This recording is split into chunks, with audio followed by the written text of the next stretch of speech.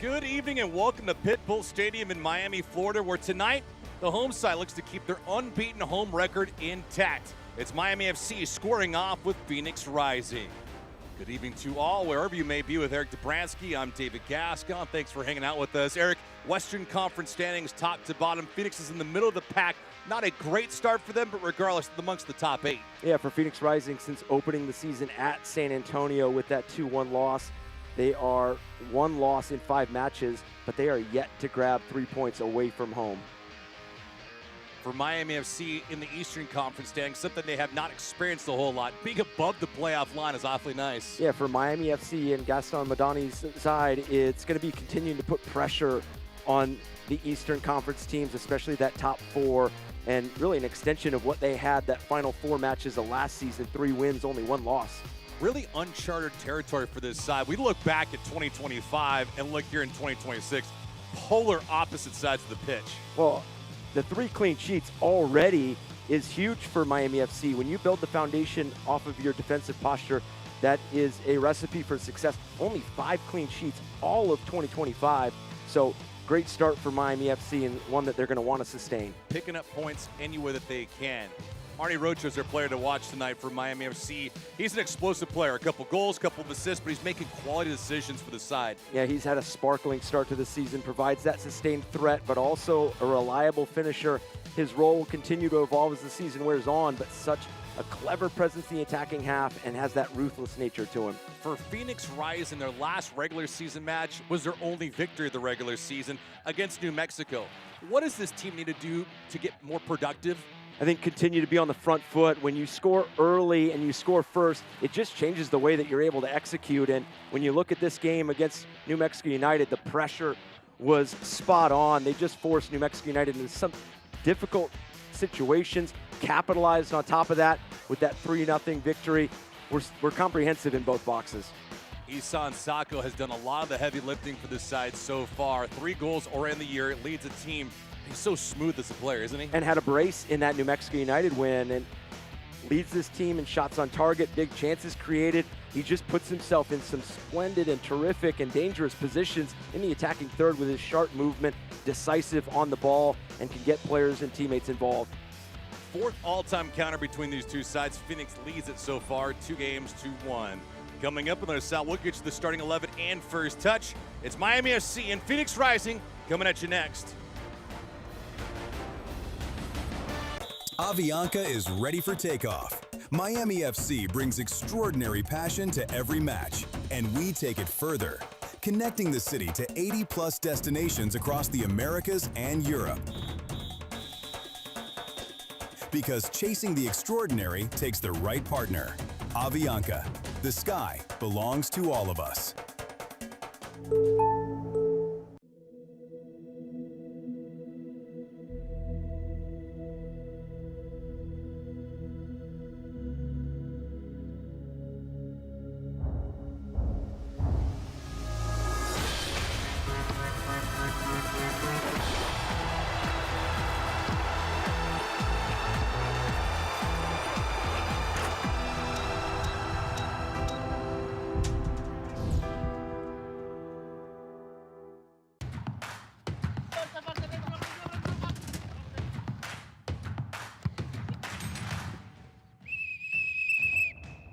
Dealing with pressure is never easy. But pressure is part of the game too.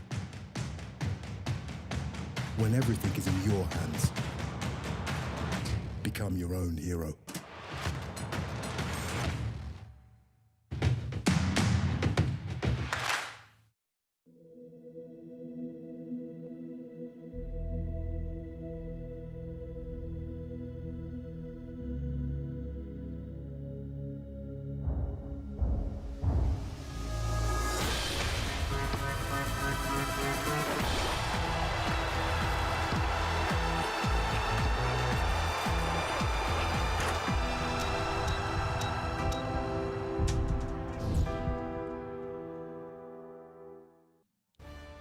Tonight's broadcast is brought to you by Avianca, Baptist Health, Macron, and Cook Unity.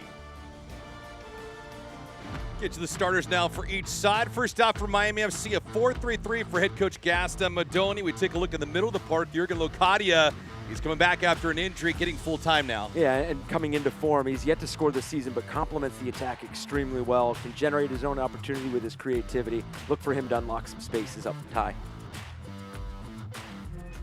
For Phoenix Rising, the deployment tonight for them will be a 5-3-2.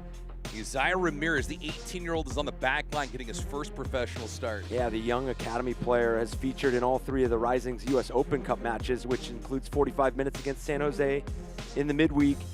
Watch for his two-way impact, his ability to climb the field in those pressing moments, reading cues, the recognition, winning those duels, and then his involvement in the attack, providing width and quality service. Pamadou Ka, the head coach of Phoenix Rising, he's had some interesting elements over the last 3 weeks because of just what this team has gone through, not only opening up the year, but what they've done the last week. They went to San Jose, and now they're coming here to South Florida. The wear and tear on the body, I know it's early in the season, but it's still going to compound, right? Yeah, it's going to wear on you in different ways, and I think that's why for Miami FC, see what Phoenix Rising present to you. In no way am I saying be passive, but you do want to see some of the cues. This is a Phoenix Rising team that is aggressive offensively. They want to play front-footed. They are aggressive in a lot of pressing moments. Do they have the legs for that tonight? And maybe initially, but as this game wears on, I mean, even Gaston Madoni had told us against San Antonio on the road, that game itself was like 3 different matches. So you got to believe that this is going to present a lot of different ebbs and flows. Should be a lot of fun. Miami FC in the aqua colors tonight. They'll be going from right to left in the attack. Phoenix in the light colors today will be going from left to right. Temperatures tonight are pretty comfortable. It was warm earlier during the day, but now the sun is slowly setting. Fans in attendance here trying to absorb all this. Temperatures right now at 78 degrees, humidity at 75%. Scattered clouds, but there's no thoughts of rain. But all in all, it's a gorgeous night for ball. Well, we talked about the congested schedule. Talk about for Phoenix Rising, playing on 2 different coasts. I mean, you go from a midweek in San Jose, and then now you come all the way to Miami. Different temperature, different humidity. So how does that play a factor into it? And again, I don't think we'll see it maybe in the initial because you do come off of that 90 minutes in midweek, so you still have a lot of energy from that match. But now how does it play itself into the latter parts of this game? Yeah, and for Miami FC, one important element to their game here tonight is to not only get off on a good foot, but also to try to find themselves on the board. The clean sheets are always nice, but if you can get yourself a goal and not concede anything, that's even obviously the important element to all of this. Getting a point or 2 is fantastic, but they've done that over the last 3 weeks. The surprise last week was playing to a scoreless draw with San Antonio. A couple guys that were in and out of it. One of them, Mason Tunbridge, picked up a red card. He's not available tonight as we're underway here from Pitbull Stadium. And that was that 3rd phase of the match that we had heard from Miami FC in that San Antonio match. Felt like they generated some quality looks in the first 45. Obviously, San Antonio has quite a bit of quality. You knew they were going to navigate what the match presented. This one played across. Rakowski lets this thing just float away. To the point you were making just a few moments ago, 3 clean sheets on the season for Miami FC, but all of those have been scoreless draws. So they have yet to score in those games where they've kept the clean sheet, they've posted the shutout. But now how do you find that balance between opening the game up and pushing to generate a scoring opportunity for yourself and still not conceding? Now, I will say that those 0-0 draws still had plenty of opportunities for both sides. So, you know, you're managing some of the louder moments in matches. Yassi with the long throw-in, played away. And Jai had come all the way back and given that ball to Phoenix Rising. I guess to your point then, Eric, you brought it up, so I might as well ask you, how do you get yourself into the winning column where you have a goal and you're not conceding anything? I think it does start with the defensive posture, and I think 3 clean sheets is a good start in terms of it provides that confidence as we see Ramirez making his regular season debut, has featured in the Open Cup, obviously big 45 minutes against an MLS side at San Jose. So Pamadou Ka has not been a coach that shies away from playing these younger players. 18 years old, has that experience, good drive and dribble here. Ramirez wanted to get it back to crossing attempt. Sacco was the intended recipient. But an early question mark for Phoenix Rising, and Miami FC at least holding serve for the time being. Yeah, back to Miami FC for a moment.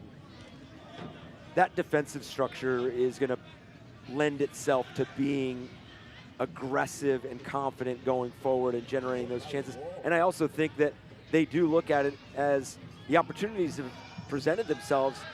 They just need to step up the quality and the composure in some of those moments and reward themselves. So can they start that tonight? Obviously, coming off that 0-0 away, you're back at home, playing a team on short rest. Can you be the aggressor, but also start to feel how Phoenix Rising is going to want to play this game? Good break here for Miami FC.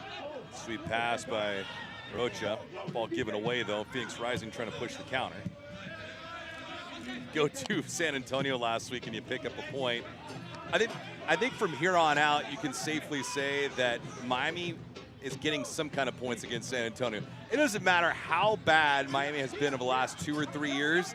They find a way either to win at San Antonio or beat them at home. They do it with down a player or two. It doesn't really matter. It's just one of those anomalies that happens in this great sport. Yeah, sometimes those matchups just lean your way. And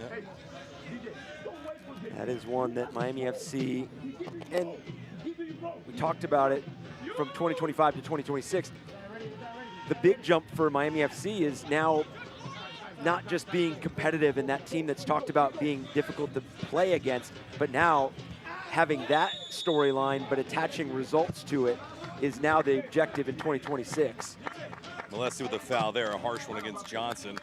And that's the bigger conversation that you need to have for Miami, because you don't want to just settle for being a playoff team, but you want to find your way to be playing competitive matches in the postseason at home for Gaston Madoni, because if you play here and you get into August, September, and October, you get tired legs plus humidity. That is a real pain. Yeah, and talking to him midweek, you could just hear it in his voice how excited he is about this group. And obviously there's still players that they're getting back, but just the commitment to both sides of the ball. And when you know that you've got players that are committed to owning both sides and not just attacking, but also defending, getting into the tackles, doing the gritty things, a lot of that starts to play into fruition in the results-driven performances that you're trying to yield. As we see now, another long throw for Phoenix Rising. Colin Smith puts this one in 18. Knudsen had a piece of it, volleyed around for a brief moment, a chance. Johnson, some contact there, lead official points the spot.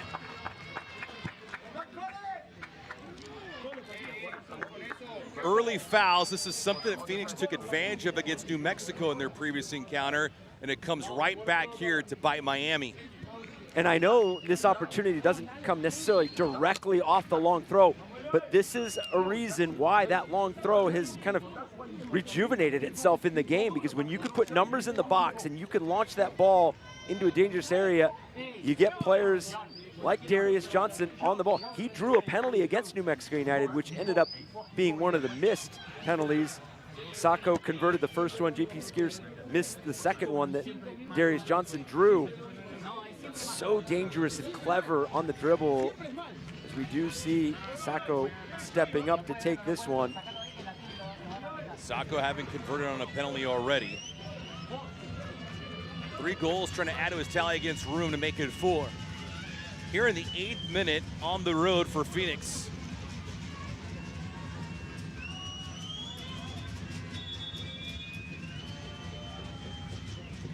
Sacco versus Room on the penalty. Sacco against Room, he scores! Reckless foul by Molesty, and Phoenix capitalizes early. It's 1-0 for the road team.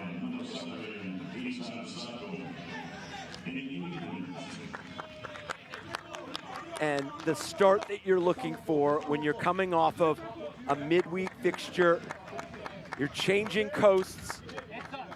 You could see him acknowledging the coaching staff.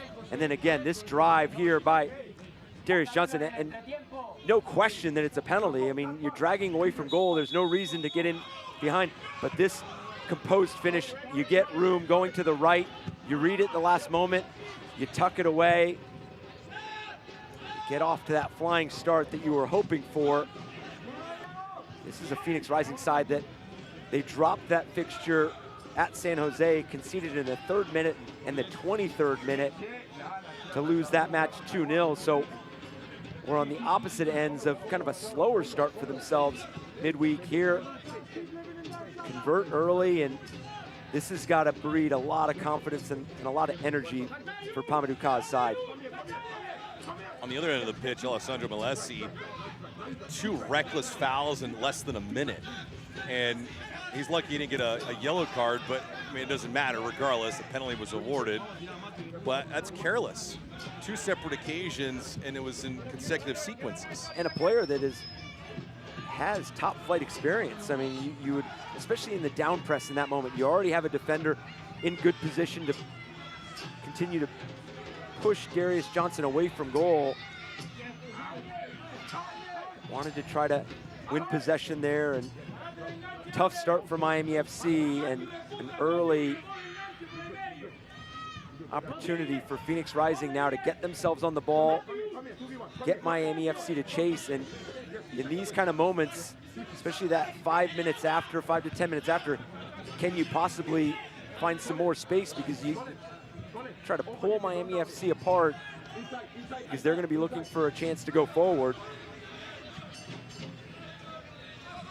Next goal is critical for Miami, because although Phoenix doesn't want to park the bus and pack everything back yet, you go up 2 goals with a bunch of tired guys on the pitch. You could afford to do that and even concede 1. Yeah, they need to control who scores first, and good ball out here, generating good numbers going forward. Malesi, good chip, but that ball just had too much run on it. Rutkowski will collect it. Rocha might have been the intended recipient. Yeah, there's 2 schools of thought when you concede this early. A, it is early, so you have plenty of match left to go after the game. But there's also the idea and the thought process of it changes this game structure, because you go out and now you're already having to chase a goal just to equalize. So what does that then change in terms of routine, in terms of tempo, in terms of stylistically and tactically what you're trying to execute and what you had planned? But we all know goals change games, and there's a reason that we say that quite often. Kadia was available for a brief moment, not picked up. And Phoenix collects themselves defensively in rotation. Knudsen. Sacco on the penalty in the 8th minute, his 4th goal this season, and leads his club. Sacco with it again, over the right-hand side of Johnson. Johnson trying to make a move, pulls the trigger, that shot's blocked.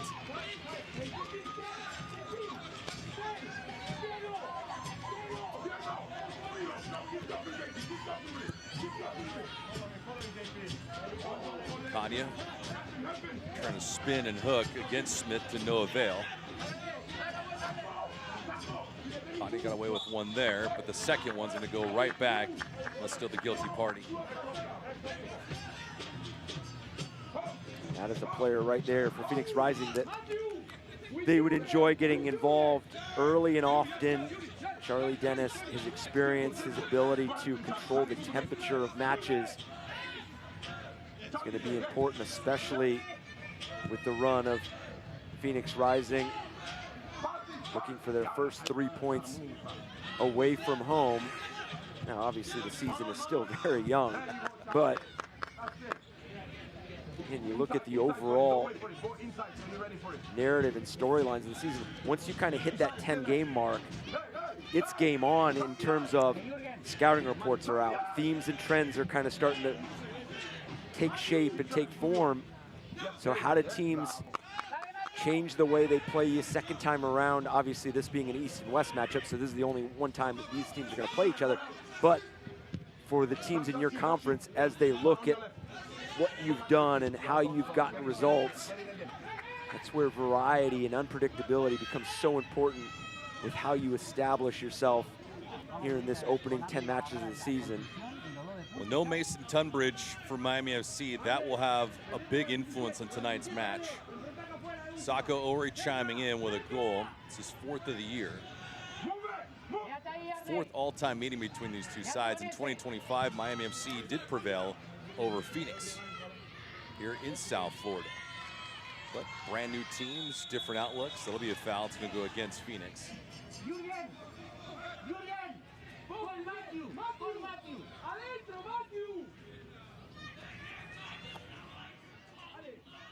The people order delivery like they're made of money. That's why they subscribe to Cook Unity, where the chefs deliver gourmet meals at affordable prices. Because the people aren't made of money. Cook Unity, chefs to the people. Back here from Pitbull Stadium. It's on Sako on a penalty in the 8th minute. The difference maker so far, Alessandro Malesi, is a guilty party. His infraction inside the 18 set things up after he had dropped Darius Johnson.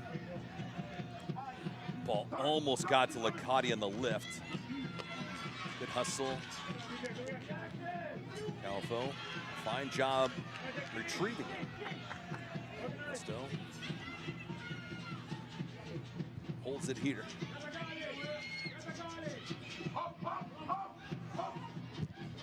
There have been moments during this season where Miami has not been fully engaged until something bad happens, and then they provide a response. Shows good resolve for a club still trying to gel together. It's a new roster.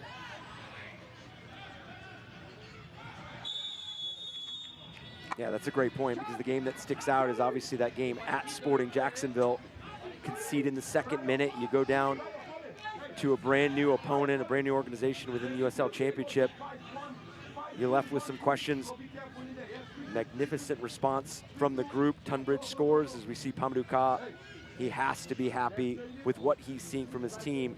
Now, how do you continue to manage this match? And I don't mean that in a negative sense, but pick and choose some high quality opportunities, but stay structured defensively. Build off of the clean sheet that you just generated against New Mexico United. Pamadou Ka spent some time in MLS. Over 100 MLS caps.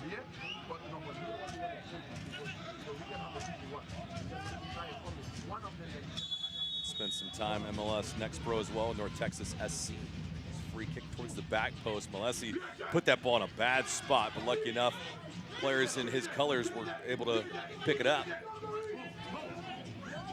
On the breakout, here does come Miami. Ndongo with one move and a spirited second move. Ndongo trying to beat 3 different players, nobody else around to provide support.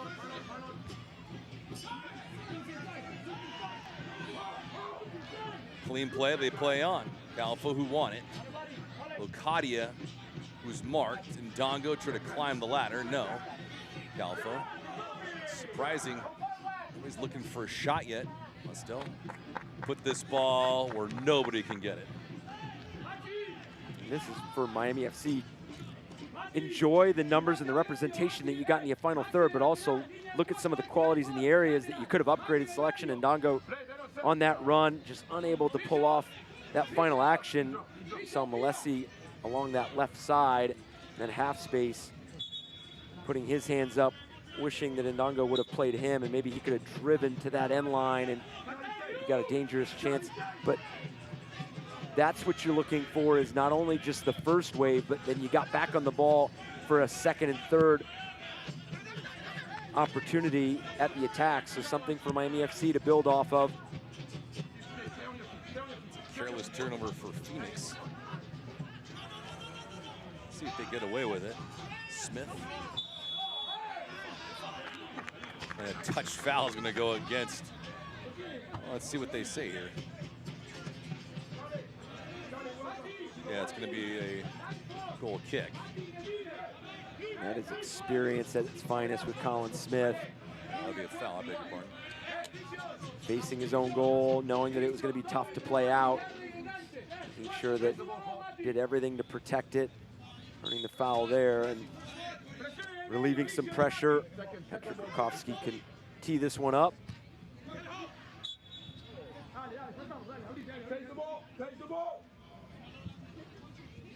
Phoenix 40 points, 5th in the West. Made the playoffs last year. US Open Cup, they knocked out FC Tulsa before falling to Houston Dynamo in the round of 16. They had 9 victories last year, 8 defeats, 13 draws. Made their 3rd consecutive round of 32 in the US Open Cup, but they fell to San Jose 2-0. It was just a few days ago, in fact, on April the 15th. This is a final leg of a brutal 3-game stretch. As Eric had mentioned, going from Northern California to South Florida. I guess there's worse places to go in the world, right? Yeah. San Jose and Miami. Yeah, but at this point, that flight had to have felt like eternity in terms of just the overall travel that they've seen over the last couple weeks, and then have another weekend match at home, though, and then you introduce the Prinks Tires USL Cup as they host Colorado Springs Switchbacks, but then back on the road to the East Coast at Pittsburgh Riverhounds. Charlie Dennis on the delivery, low line drive, poor. Run here, Rocha, full head of steam. Rocha's got some separation. Oh, he just missed the corner.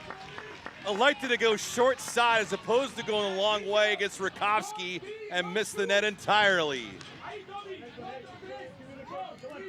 Oh, this is the break that you're looking for Miami FC.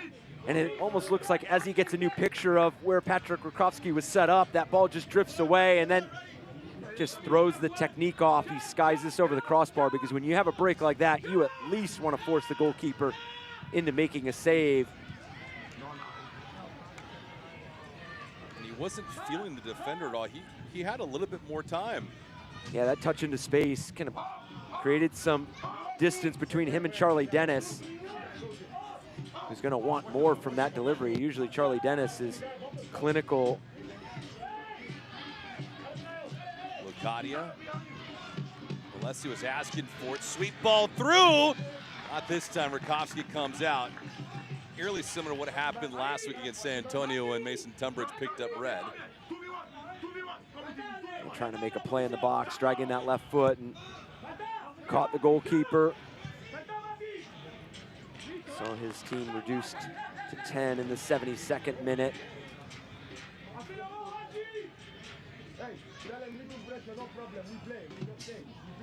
It's the first match this season for Phoenix against the Eastern Conference foe. 3-0 win against New Mexico, losing to San Jose.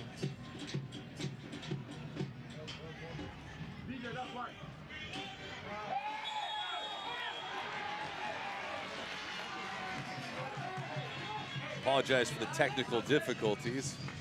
We're bearing it with you.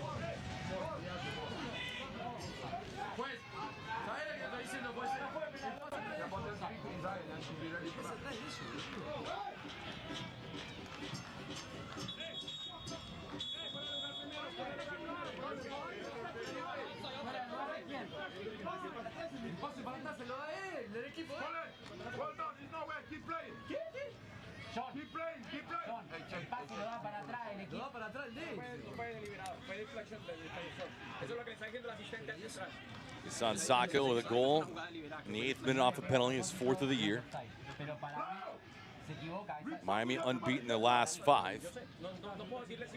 Couple victories, 3 draws.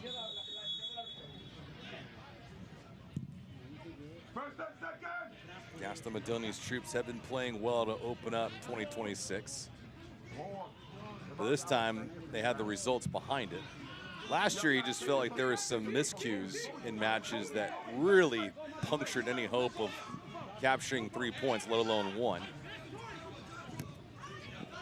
Sometimes those are the most devastating results, because you feel like you've played well, but this game requires 90 minutes plus. And to your point, last year it just felt like they had some loud mistakes, loud moments that led to opposition chances and goals that cost them points, because the way that they finished out 2025 and the point accumulation, they put themselves in contention and putting some heat on some of the teams right above them, but just in the end, it was too much to overcome. And that's why I think the start to a season like this is so important for a Miami FC side. Can you kind of accumulate some of those early points and not have to chase results in that middle portion of the season? Gaston Madoni attributed the fine start this year to his team's ability to defend on set pieces. Last year, they were just brutal. They couldn't stop a bloody nose on set pieces, and they weren't effective offensively in set pieces. And that really is a hindrance to your game if you're a young club like they were last year, because let's face it, nearly half their roster was League One players, League One talent. So you're not seeing a high degree of skill week in and week out like they have in USL Championship. Another foul here against Knudsen. While we get a moment, watch the USL Championship in Spanish on 2DN, nation's leading Spanish language sports network. Go to uslchampionship.com for the complete USL TV listings.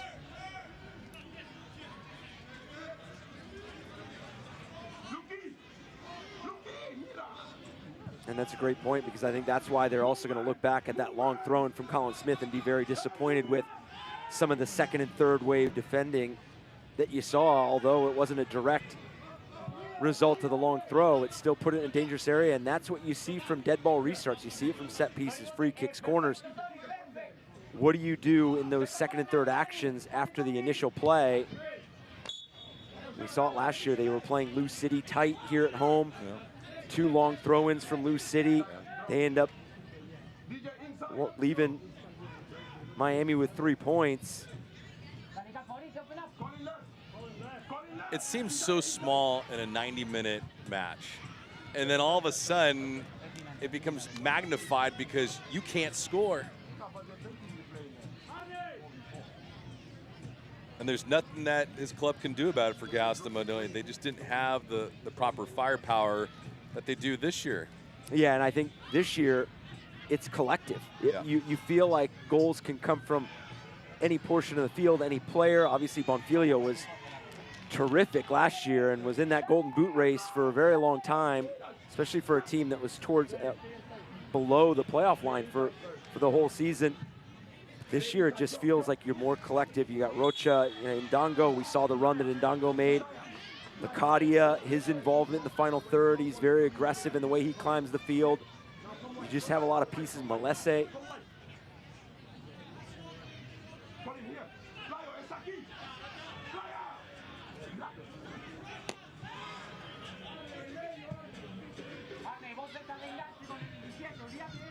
Knudsen.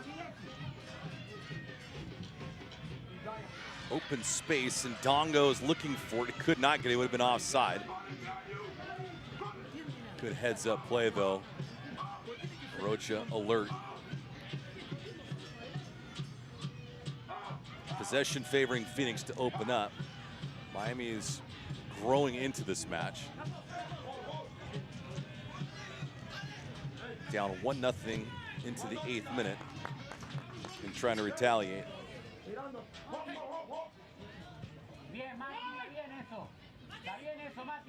Romero lost the grip on it.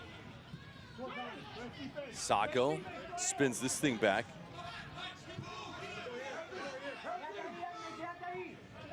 Ramirez.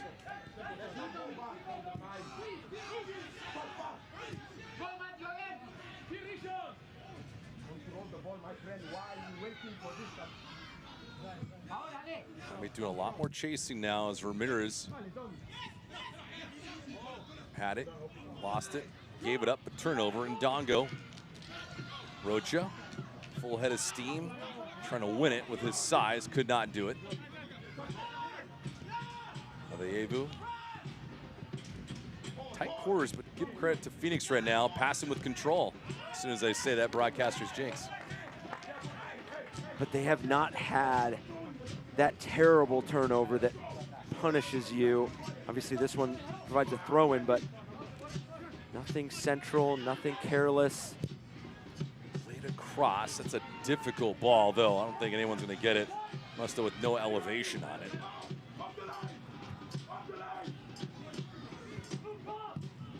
Knudsen. Delicate ball as well.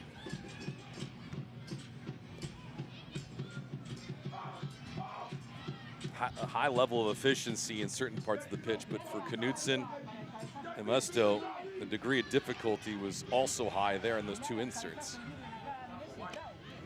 Well, we get a minute. Select is proud to be the official match ball supplier of USL Championship, from the grassroots to the pros.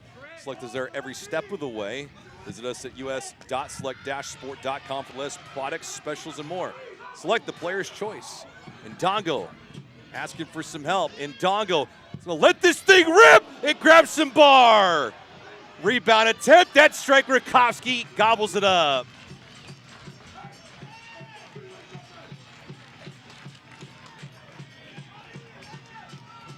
Beaten by the hook, they'd say here. And this catches Patrick Rakowski, so deceptive in nature, and just unleashes this one. Just doesn't get the shape at the end to tuck that away at side net and that far post, but that was a dynamic attack from Miami FC. More to come? No, but some harsh contact here just outside the 18.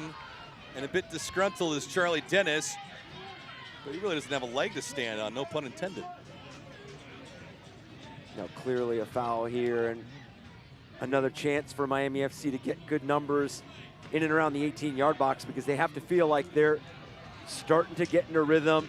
They're starting to generate some chances. Obviously, Phoenix Rising continue to have some opportunities for themselves, but since that goal, have not created a clear-cut look on Miami FC's goal, but now it's on Miami FC on this free kick. You go on frame, or you just clip this right beyond the defensive line of Phoenix Rising. Rakowski and net changing his spot. Locadia will take this free kick with the wall in front of him, 5 in front. Locadia drove it right into the wall. Quick touch, muscled it around, left-hand side, some open space. The crossing attempt just missed Sios Calfo.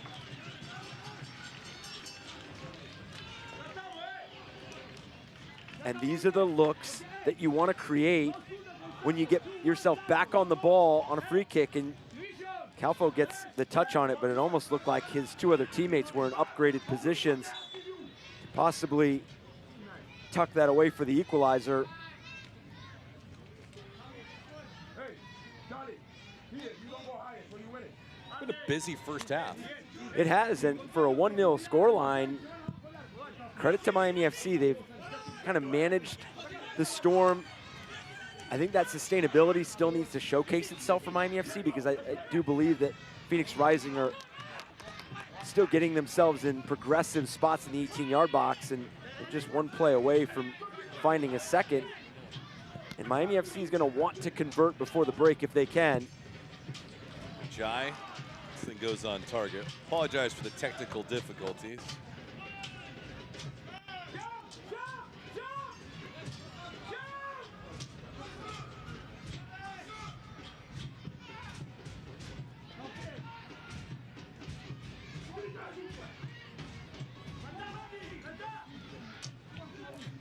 Second minute.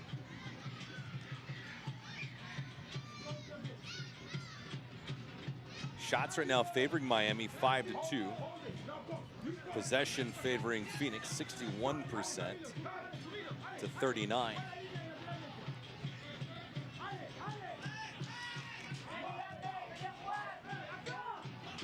Four of those 5 shots have been inside the box for Miami FC, which is a positive outlook. Another positive ball into space. Kanya, sweet move, sharp angle, tries to go the other way. That ball nearly tapped in. Oh my. It had eyes. Miami still trying to find that first goal on their side of the ledger. Second ball's on the pitch. Was not thrown in by a keeper. Musto.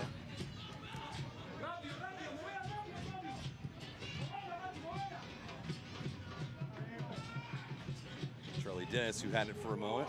Sacco gave it up. Double team that did not need to happen. Jai, the guilty party here. Quality 1v1 from Lacadia.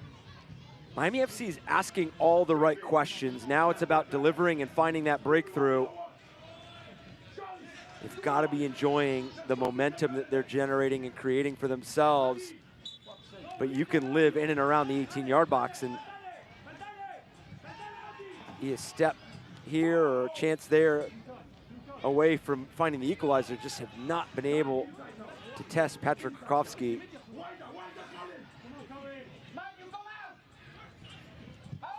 Dennis flung over the left-hand side. Phoenix just trying to slow this game down because Miami clearly the better side right now after conceding the first goal of this match.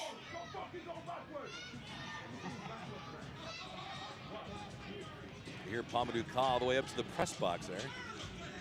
Do not need a microphone for him, but a hot microphone he's got. Yep, clearly does not want his team to play backwards in a lot of these initial moments. Flung forward, pushed back by Miami. And Dongo trying to retrieve it. Rakowski's on it. Soccer season is here, fans, and SeatGeek is the official ticketing partner of the USL.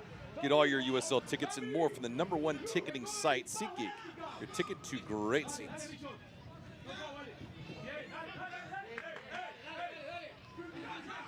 Alessi.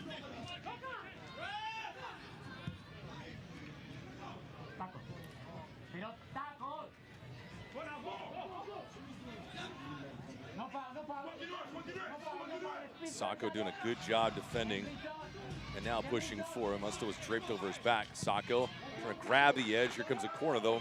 To his credit, he worked it. That's that ever-present Sacco. He does not need heavy involvement throughout a game. Gets himself on the ball and knows exactly how to stretch a back line, delay the play, and then really an isolated moment turning into an attacking corner for his team. Charlie Dennis will take this corner.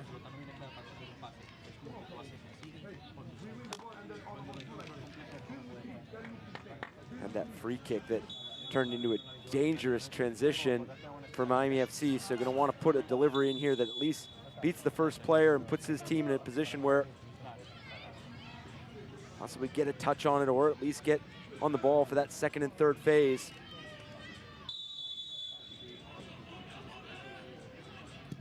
Dennis with the left foot bending in, but was headed away.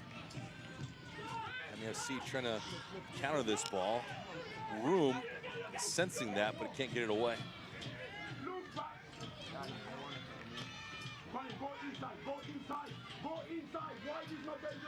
Nice move, but unable to get away from any kind of trouble was Njai. So that's a turnover, forced by Phoenix. Pressing attack.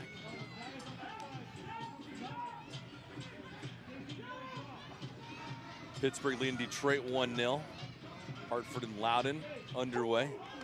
Match is scoreless. The match is taking place up in the Northeast.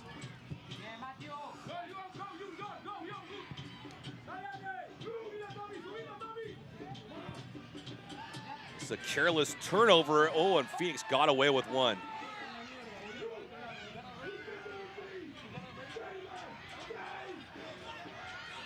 Edison Carvajal not calling anything. Pushed over. Left-hand side. Sacco. He ran out of gas.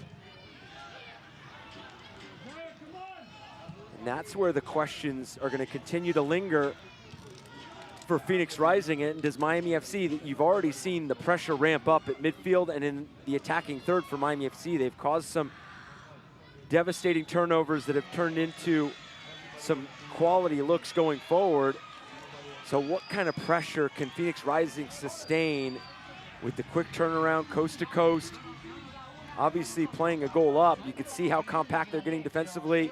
They want to make sure that they're not conceding any unnecessary space, but on the ball, living this fine balance between getting expansive and trying to move Miami FC, but also don't be casual in some of the turnovers you're creating and generate an opportunity against yourself. Diego Gomez was getting a stern lecture from our lead official. The Mexican international, 56 Liga MX appearances. And his Mexico debut back in 2024. A lot of people around Phoenix think he is one of the most technically gifted players within the organization. The club signed him this year in 2026, beginning of January.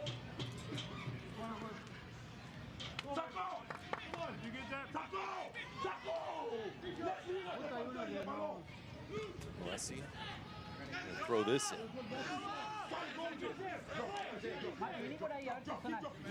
Got a minute. At Bellevue University, your success is the only thing that matters. That's why they offer education that's designed to help you achieve your next goal. Find out more at degrees.bellevue.edu/goals. Send you back to school. What do you think? Get a master's or something? I'm done. You're done? Yeah, I'm done. Are you sure? Tapped out. How about yourself? I'm always a career student, Eric. I'm always learning. That is a great point. Yes, you are. School of Hard Knocks. Got to have that growth mindset. I know. Cannot turn everything over to AI, right? the way it's looking. Cyberdyne Systems, what is that? Well, forced away, but it's going to stay with Phoenix Rising.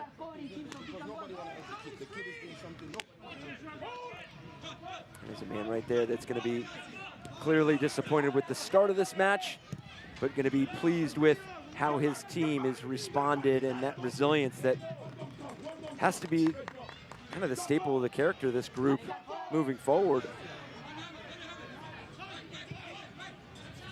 Messi.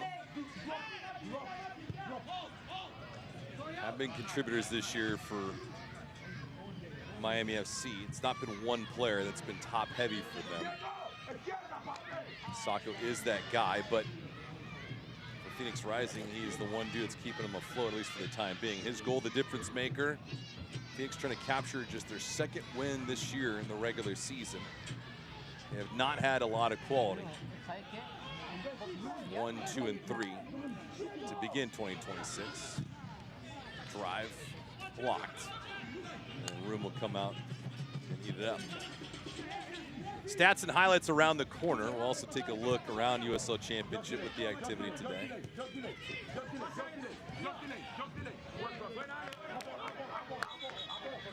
That's going to go to Miami.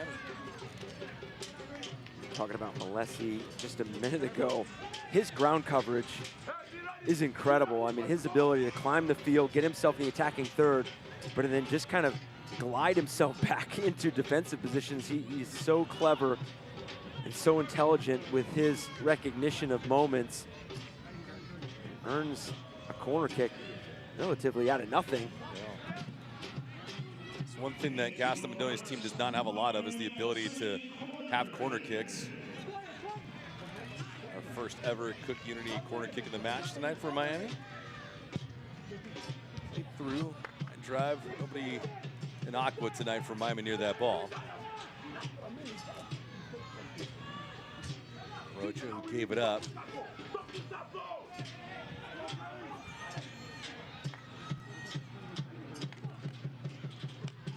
I mean, not giving up on this play. The left foot, back post the header by Knudsen. Not on target. Lobbied away. Jai sits on it. Still. Sweet punch. Knudsen all the way across. Locadia. Locadia pressing, firing. Didn't get a lot of juice on it.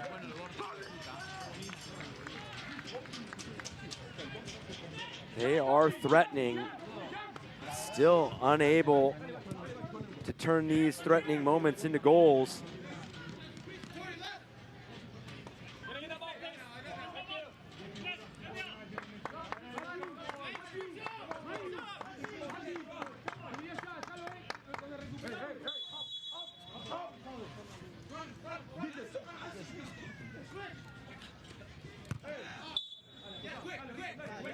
Macron halftime reporters around the corner. We'll keep an eye on our fourth official to see how much stoppage time both these sides are awarded. It's been free-flowing for the first half, so can't imagine we'll have more than 2 minutes. Locadia. Some real estate. Locadia dipping and pushing. Torrey out wide and a hook.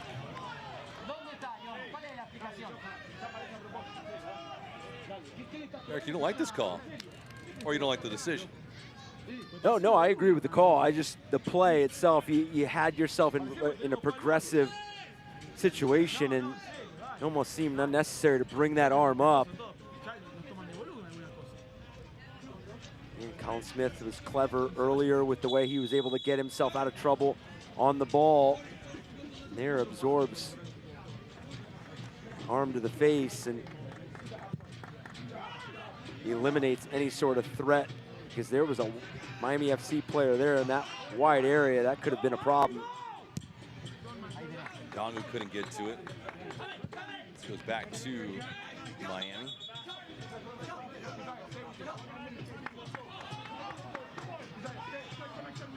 Can't watch the match? Turn on Sirius XM FC 157, North America's only 24/7 source for engaging soccer talk, including USL All Access on Tuesday nights, plus your live matches from USL, MLS, Premier League, and more. All on Sirius XM FC 157 and the Sirius XM app.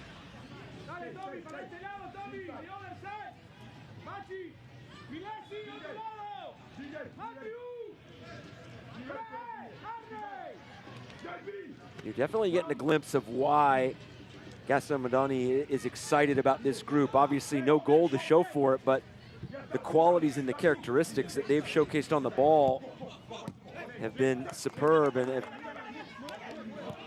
generated some quality looks in and around the 18-yard box.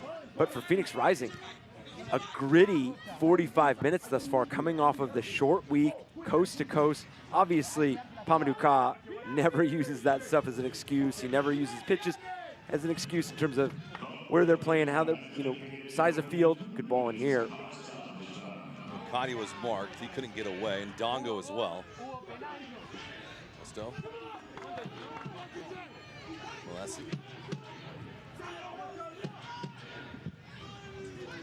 Ooh, a sharp contact inside the box. Their lead official says nothing about it. Wow. Biasi just put himself on a dime and stopped and caused that collision.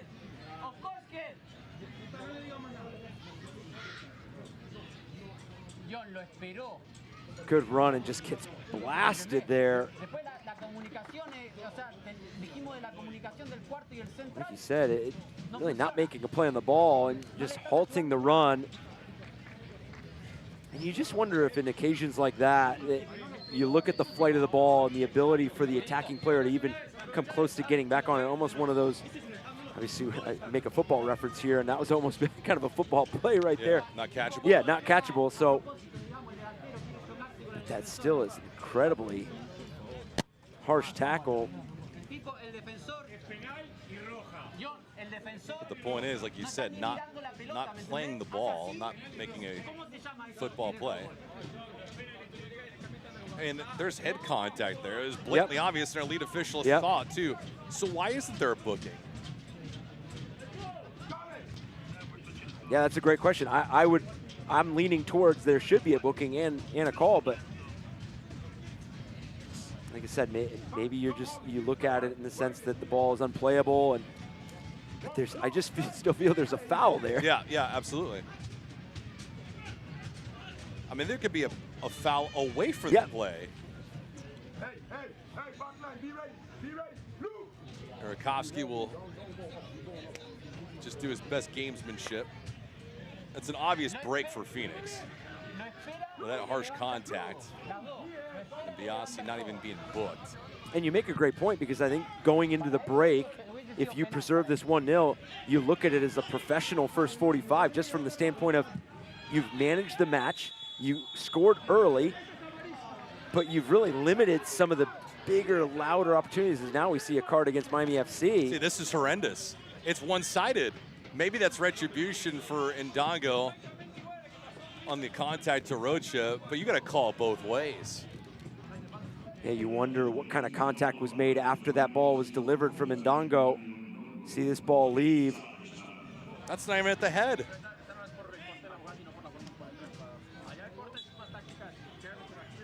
Yeah, you know Miami FC is going to have a couple words with the fourth official, trying to get an understanding of kind of what we're trying to understand as well.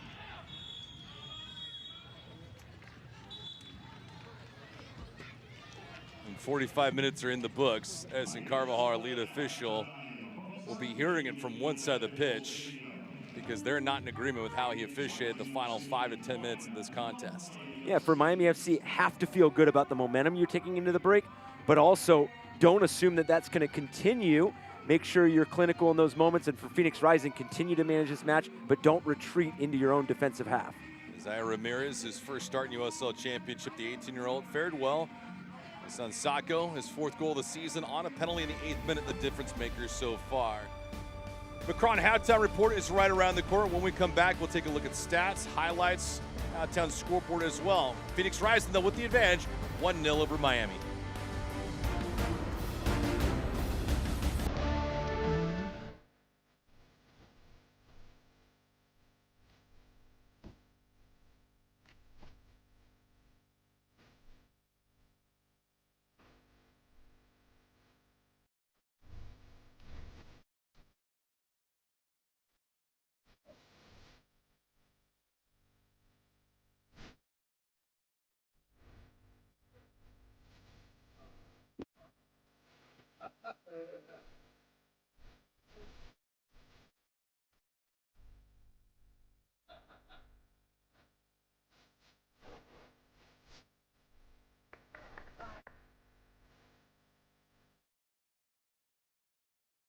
Avianca is ready for takeoff. Miami FC brings extraordinary passion to every match, and we take it further, connecting the city to 80+ destinations across the Americas and Europe. Because chasing the extraordinary takes the right partner. Avianca, the sky belongs to all of us.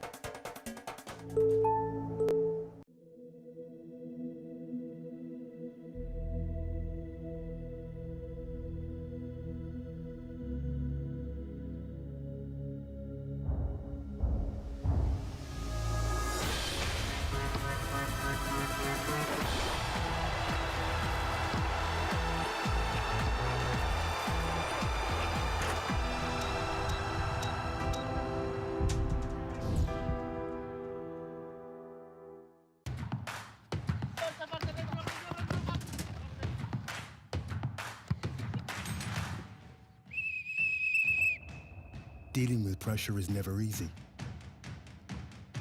But pressure is part of the game too. When everything is in your hands, become your own hero.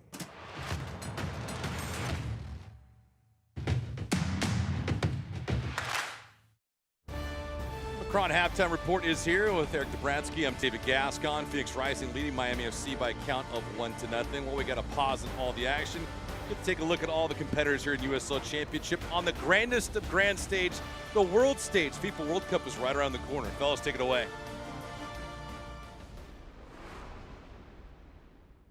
With the field for World Cup 2026 now set, the USL can enjoy its place in the countdown to history.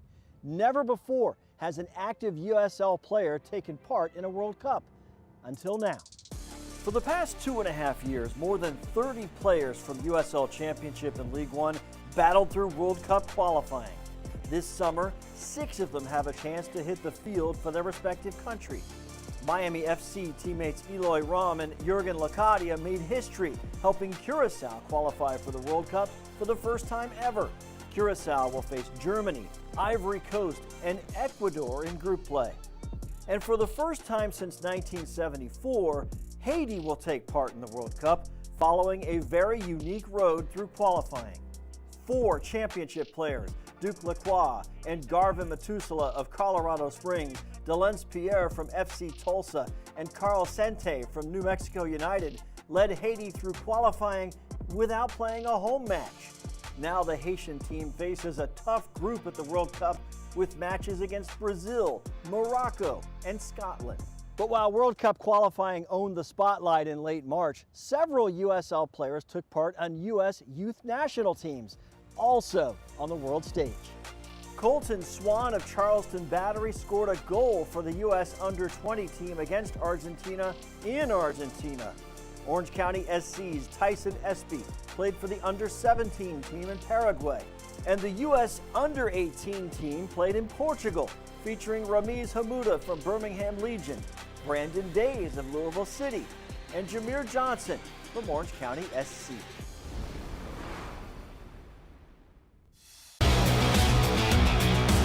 This week on USL All Access, more interviews, less of us. The Detroit midfielder Maxi Rodriguez. Looking for that back post again, Rodriguez scores! That's the way to start it for Detroit City at home! The El Paso manager Junior Gonzalez, and plenty of talk about the Open Cup and those unbeaten and those recently beaten in the league. You'll see it SiriusXM FC or the USL YouTube page every Tuesday night. This one slipped through nicely for Williams! Shining once again for Hartford. Quizera settles. Jodea Quizera!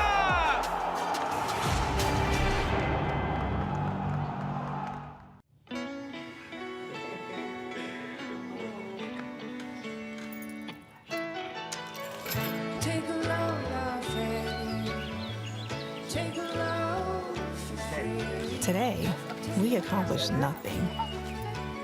I mean it, not a thing. And it was kinda everything. This spring, stay 3 nights and get a $50 Best Western gift card.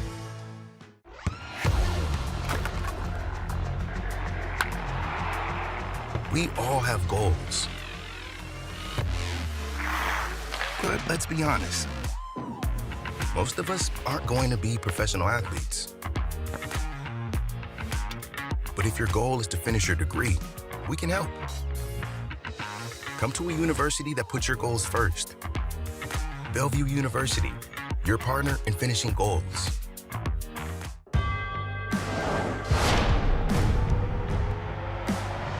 Prinks tires in the USL help soccer journeys everywhere to drive harder. From city playgrounds to suburban sidelines, from early mornings to late nights. From fun with friends to winner takes all. From the biggest fan to the biggest heart. And at every turn, Prinks tires will be there for the long haul.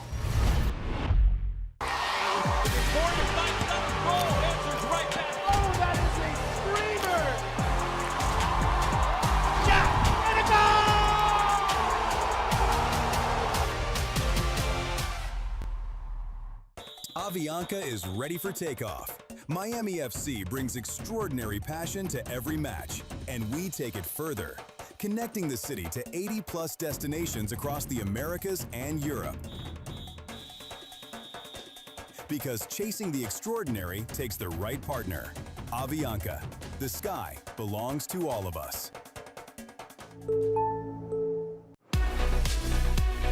It is halftime at the USL Championship. Time for headlines around the league. We hope you're enjoying your match so far. I'm Dan Lucas inside the USL studio. Great job this week by Louisville City and Colorado Springs Switchbacks with cup sets. In the third round of the U.S. Open Cup, Louisville knocked off Austin FC 2-1, while Colorado Springs dominated Sporting Kansas City 3-0. El Paso Locomotive is literally beginning to motor its way through the championship. After their 4-0 win at Hartford Athletic, El Paso moved into second place in the Western Conference. El Paso is tied with Louisville City for most goals scored heading into Week 7 with 14. USL's young players continue to shine in the spotlight, and this week we feature Brandon Days of Louisville City. The U.S. Youth International scored his first professional goal last weekend. Some of his measurables include 21 clearances already, and he has won close to 60% of individual duels during matches played. The USL Championship has a pair of upcoming national broadcasts. Next Saturday, it's El Clamico and the Prinks Tires USL Cup.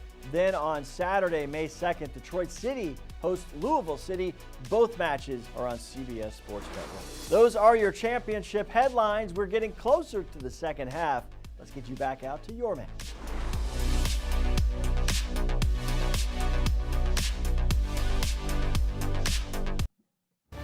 here at Pitbull Stadium, the Macron halftime report.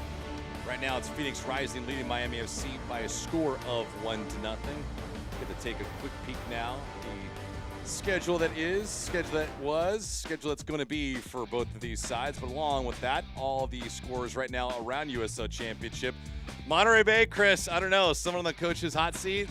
Yeah, I mean, that is a tough result on the road, but Colorado Springs Switchbacks, Alan McCann's side, what a big week for them. I mean, they get a 3-0 win in the U.S. Open Cup against MLS side Sporting KC to advance, and then 4-1 Corey Bennett with a brace today. Charleston, Tampa Bay Rowdies, we knew that was going to be a big matchup, and it didn't disappoint. Tampa Bay Rowdies scoring the 80th, Charleston equalizing the 82nd, so some fireworks late in that match. Pittsburgh taking care of business right now against Detroit, and Lou City a 1-0 victory over Sporting Jacks. Schedule for the rest of the night in USL Championship is as follows. El Paso and San Antonio, that'll be a fun one. FC Tulsa defending Western Conference champs. Oakland Roots, Lexington, Orange County, Birmingham Legion, and Indy 11 tomorrow, 5 o'clock ESPN+.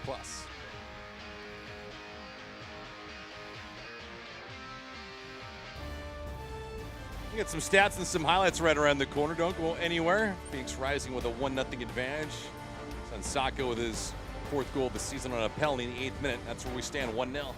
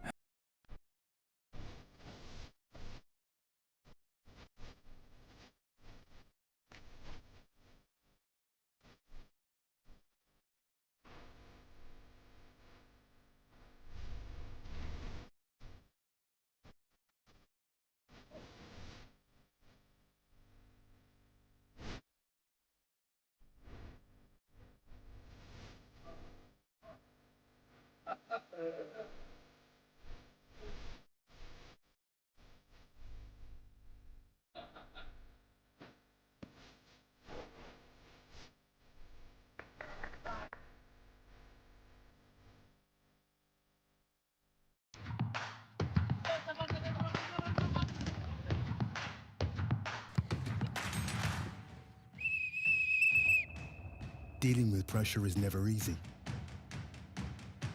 But pressure is part of the game too.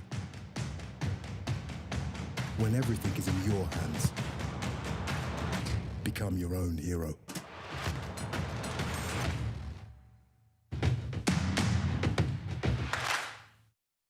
Avianca is ready for takeoff. Miami FC brings extraordinary passion to every match, and we take it further, connecting the city to 80+ destinations across the Americas and Europe. Because chasing the extraordinary takes the right partner. Avianca, the sky belongs to all of us. Tonight's broadcast is brought to you by Avianca, Baptist Health, Macron, and Cook Unity. All right, so we are back, and here are your Avianca first half highlights. Eric, there was a lot of them, especially here in the 7th and 8th minute for the road team. It was, and this came off a long throw from Colin Smith, and Malesi, the unnecessary foul. Darius Johnson driving across the face of goal, but not really anything threatening. Earn a penalty. Sacco knows exactly what to do in that situation. Converted a penalty against New Mexico United in their 3-0 win. But Miami FC, credit to them, they responded. They got on the front foot. They started to hit Phoenix Rising in some of these transition moments. Obviously, Rocha's going to want that one back, drifting away from him after he got a new picture of goal, just sends this over the crossbar. And Ndongo was positive. I mean, Malesi was positive in the final third. They got a number of good performances there. You can't assume that the goal is coming. You've got to make sure you take those moments and find that composure hit the post there, and then you almost thought that the second opportunity was one of the bigger ones because you have a lot to shoot at Patrick Krakowski, but just an easy save for him. We see the shots in favor of Miami FC. This is going to be a second half that I'm very fascinated to see what Phoenix Rising has left to press Miami FC in some of the dangerous moments, but also their ability to track back in transition. Miami FC has generated some quality looks starting on that left flank. So does that continue in the next 45? If you are head coach Gaston Madoni, what do you tell your team right now heading out for the second half? Yeah, continue to play with the confidence and the free-flowing momentum that you had taken into the break, but also finding that clinical nature and that composure in some of the big moments, because I felt like they upgraded in some instances where they could have just taken it themselves, and then they chose to take a shot or an opportunity where there was an upgrade involved. So some sequences where they did seem to get crossed up. Just be decisive in what you're doing and believe that once you get good representation in the box, that the quality is going to be there. Jean-Eric Mourssou will be coming into the contest for Phoenix Rising. That's the one change, at least, for Pamadou Ka to begin this second half. Do you anticipate more for Phoenix, especially because of the tired legs? I would, and I think that substitution right there kind of showcases exactly, obviously, quality player and influences both halves of the field, but such a disruptor defensively and then can initiate attacks on the ball. So good balance with that substitution and a player that you do typically see in the starting 11. Substitutions brought to you by Baptist Health. Don't have a change yet for Miami, just the one for Phoenix Rising. All in all, Miami didn't play a bad first half. Neither did Phoenix, and they capitalized on the one mistake, or at least the one opportunity that they were given. Sacco's fourth goal of the season is the difference maker on the penalty.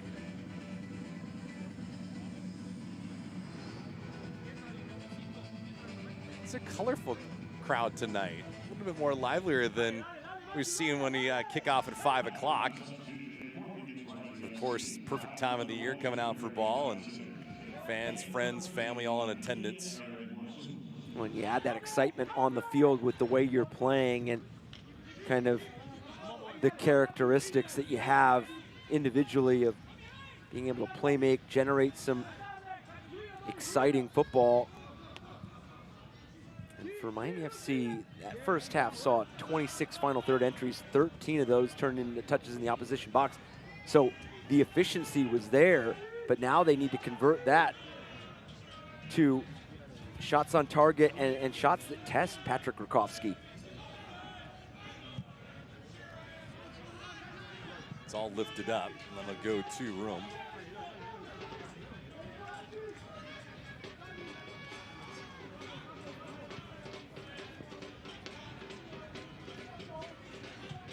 So Phoenix making one personnel change. Mourssou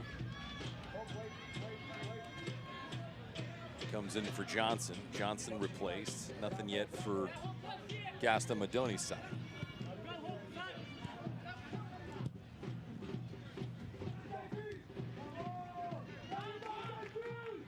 Shots for 6-3 in favor of Miami. This drive on goal was lifted over the crossbar. Let's see if Room got a piece of it. Looks to not be the case.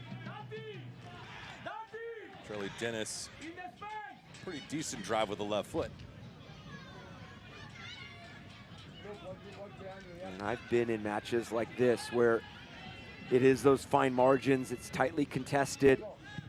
As you see the record on the season for Miami FC, 5 results, so the 2 wins, the 3 draws, the 3 clean sheets that we highlighted in the open. Obviously tonight will not be one of those nights, but have showcased that resiliency, that adaptability to adjust to what games present.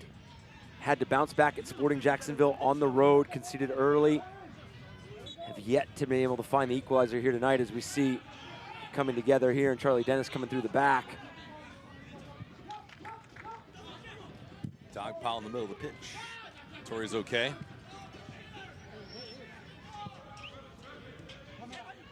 Taken away, kept in by Miami. Fine effort. And Romero gets dropped. Well, Biasi was in the middle of the physical activity at the end of the first half. It's carried over here into half number 2. And trying to plead a case here, but clearly extends the arms and draws the foul. Romero does. How can you get the delivery you need, but then also follow that up with the layered runs that provide some options?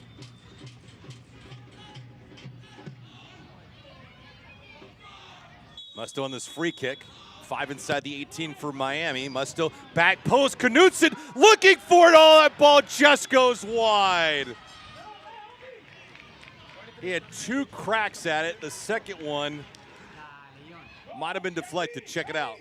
And I know this is early to start the second half, but this has almost been the story of this match thus far for Miami FC. Good numbers in the box, and some of these half chances need to be turned into full. Musto, line drive delivery, some heavy contact in the box. Would not have counted had it gone in. Briefly going back to the point that I was making about being in these tight matches, when you carry that momentum into the break, the most dangerous human element is assumption, assuming that you're going to take a lot of that momentum and a lot of the chance generation, and it's just going to naturally find itself back into the second half. You have to take this game. You have to make sure you continue to play on the front foot, and you create the looks that you had in the first half, and then you find the conversion. Whereas for Phoenix Rising, you have the 1-0 advantage. Make Miami FC question themselves in the defensive third. You do not have to necessarily equate that to volume, but get some quality threat behind that and generate something in the attacking half that makes Miami FC have to stay honest in a lot of the defensive moments. There hasn't been a lot of that from Phoenix after they scored their first goal. Not for lack of effort, but just not a lot of urgency behind their offensive prowess.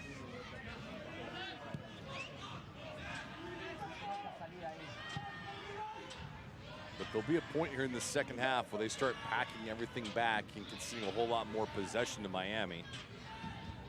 No, you're absolutely right. I think this first probably 15, 20 minutes, you look at it for Phoenix Rising, can you go earn a second goal? Because we all know the USL Championship so well. This is almost a 2-goal league where you don't feel any sort of relief until you have that 2-goal cushion. And even then, you feel the stress. I mean, obviously Phoenix Rising is one of those teams that just never go away. I mean, you can go up 2-0 on them and they will just continue to battle and get themselves in a position. They've done it a number of times, so know how important that second goal is. Sacco dropped by Torrey. I think the argument Torrey is giving is he ran into me.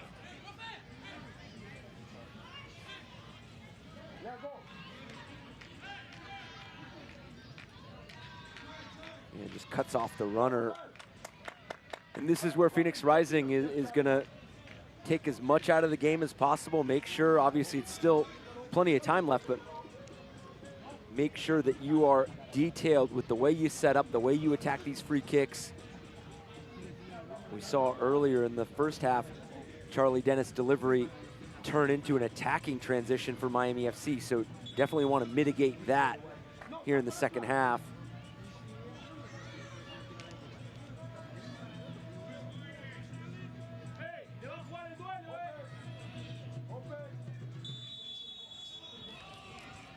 See where this ball's going from Dennis.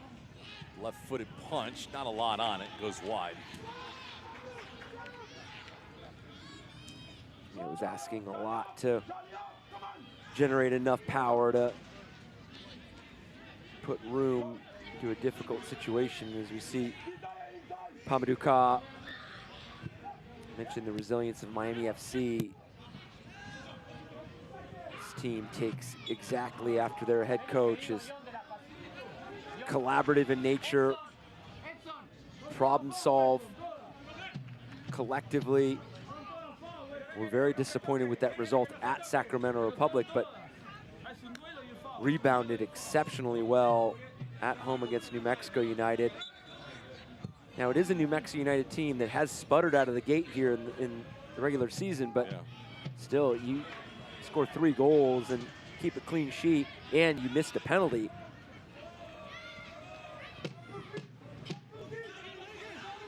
Locadia is not going to beat you with speed, but he will beat you with some size and some muscle. That'll be a foul. Leo, the guilty party on it. We called his number a whole lot here tonight. Gets pulled all the way to the sideline. Clever little touch by Locadia.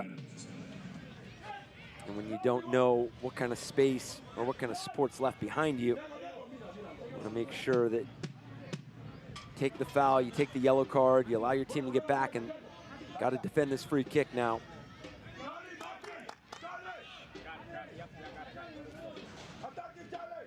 Musto will take this again from nearly identical spot a couple minutes ago. Where does he place this one? Musto, high riser, but that's going to run out of real estate for Knutson in Miami. Clearly see Knutson's involvement in these free kicks. The one before this one almost looked like he just needed the slightest of touches to guide the on goal on Patrick Krakowski. Good turnover here forced. Torrey. Locadia. Spun over. Romero was open on the right-hand side. Nearly held up. Locadia, can he get it back? No. And a foul against Miami and Locadia. Our center referee has had a challenging night. And Locadia obviously frustrated with the call, felt like he was making a clean play. And those are the moments for Miami FC. You've frustrated Phoenix Rising in the build-up and the turnovers, and we saw that in the first half. So now you're adding to it. Can you keep them in those moments? There was moments in the first half where they did let them out with some of the fouls conceded. And not only does it let them out, but it sees valuable time come off the clock, because for Miami FC, yes, you still have to score the first one. But with the way that you ended that first half, talked about Phoenix Rising and their approach in that first 15, 20 minutes for Miami FC, you look at it as if you can equalize, then you give yourself plenty of runway to go after all 3 points.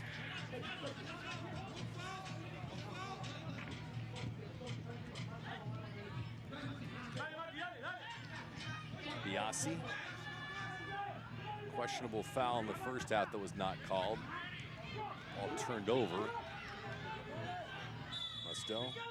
Hold there, but for some reason the play is blown dead, and now a yellow card's going to be delivered. Ramirez, the first booking of the night.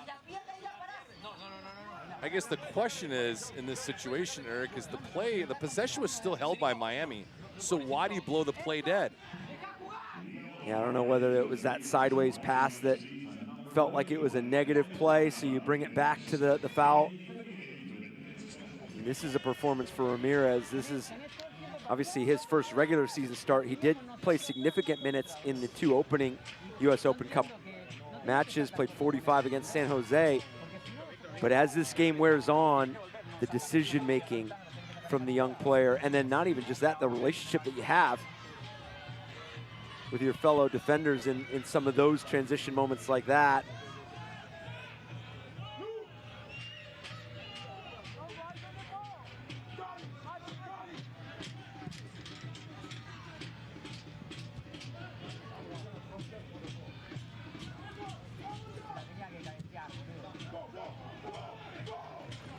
Sacco has Charlie Dennis. Sacco alluding to, lets it rip. Room the first stop, not the second one.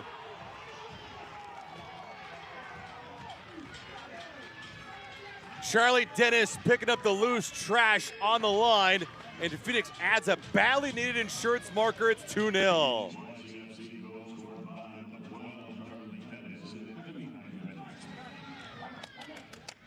And that was going to be the question for Miami FC. As you go ahead and chase the equalizer, do you leave yourself susceptible to conceding the second goal? And Sacco, who has been threatening all season, obviously leads this team in goals, drags this ball across. So technical and so decisive, and then Room just unable to parry this ball far enough. But credit to Sacco's take, fighting through traffic, and then Dennis living in that space where goals are scored, just lurking and waiting for that rebound. Now this is where the flood of reserve players will come in now for Phoenix. You get a second goal, and that's huge. Now you give some badly needed minutes to the rest of your players, and for Phoenix Rising, they're sitting in a comfortable spot.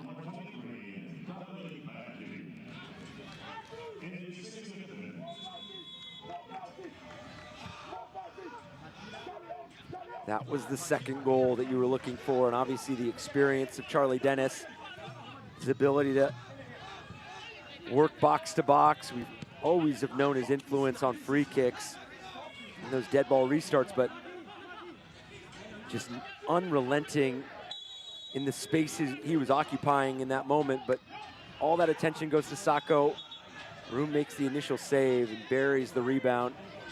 This is where that response, 5 minutes, those few moments after a goal, is going to be so important for Phoenix Rising, because the last thing you want to do is concede one shortly after. Tommy Baji just came into the contest. Still on this free kick.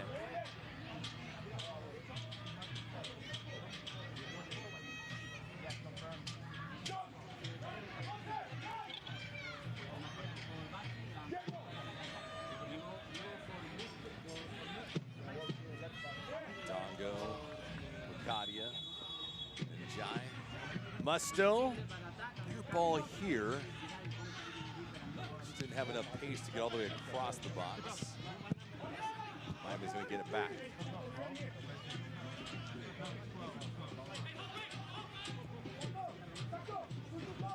It has been a clinical match so far for Phoenix. They wanted to get themselves on the board quickly against Miami because of the tired legs. They accomplished that. Romero across the board, no.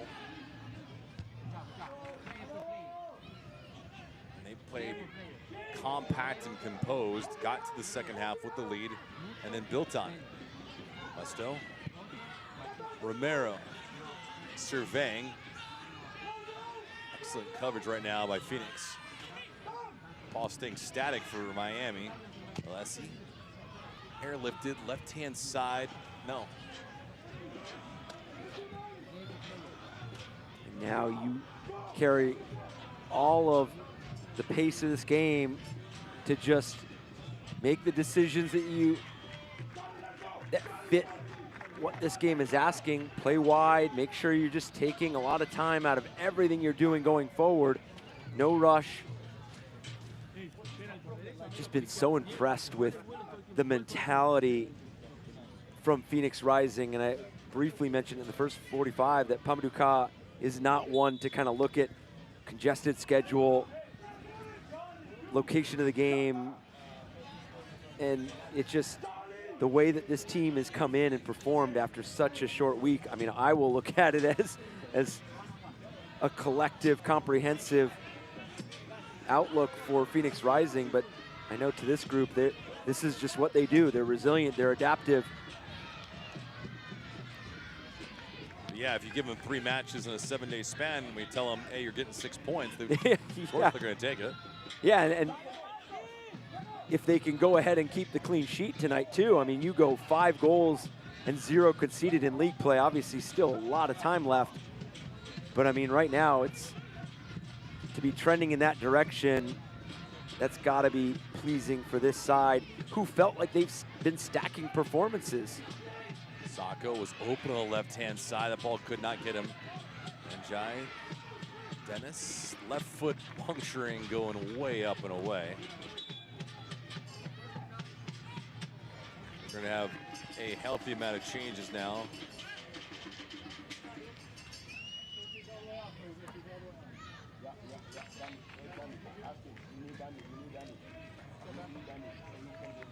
Gerald Diaz is going to come into the contest.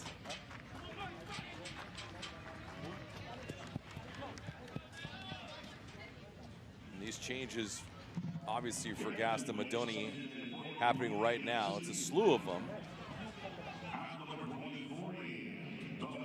Diego Mello, he comes in.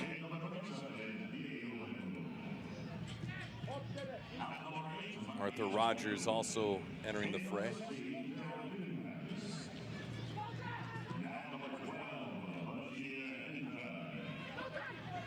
Still some game left, but Miami running on a rope. USL on the CBS Sports Network wraps up the month of April with a Brinks Tires USL Cup Group 5 matchup. Northeastern rivals Hartford Athletic and Rhode Island FC battle it out. 7 p.m. Eastern, April 25th.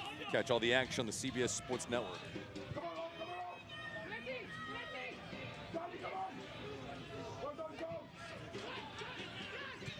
Ocadia, good ball here. Ndongo, sweet move, he goes short side. Why? He had all that room on the left of Rakoski, and he tried to sneak it by him, no dice. Miami FC have been able to put themselves in some progressive spots offensively. They have just not found the technical ability to meet that moment. And Ndongo has hit the post in the first half and then drags that side netting. You have to be pleased with what your chance creation looks like. You're just not able to finish. Daniel Flores now into the contest. Blayo, he is out, he departs. So 24 out, 87 in. Sewell, this ball given away.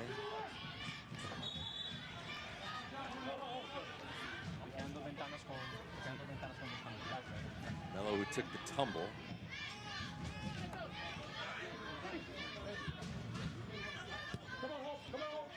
For Miami FC, we talk about the congestion for Phoenix Rising. They're going to have some congestion of their own after this match. They do have the week. They play Saturday at Sporting Jacks. They actually play 2 games in a row outside of league competition, playing the Brinks Tires USL Cup. A lot of teams only playing on the 25th, but they play on the 25th, and then they host FC Naples on the 29th on the Wednesday, then host Brooklyn FC. Rogers, excellent job keeping the ball in the field of play and holding possession here. Diaz, Rogers being pressured. One pump fake on that pass, and that'll be a corner for Miami.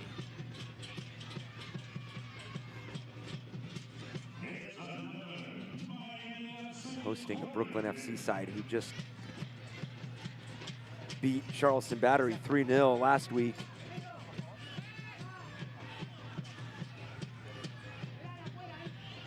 Here's Rogers, 68th minute, Rogers, ball. Guys inside the 18 for Miami thinking that ball was illegally touched, but near turnover here would have been catastrophic by Torrey. As soon as he hit it, you felt like he scuffed it. And Phoenix Rising was gonna jump all over it. Good play by Room as we see it. Player down.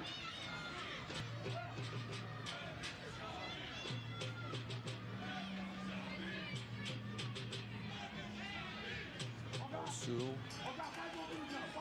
getting picked up.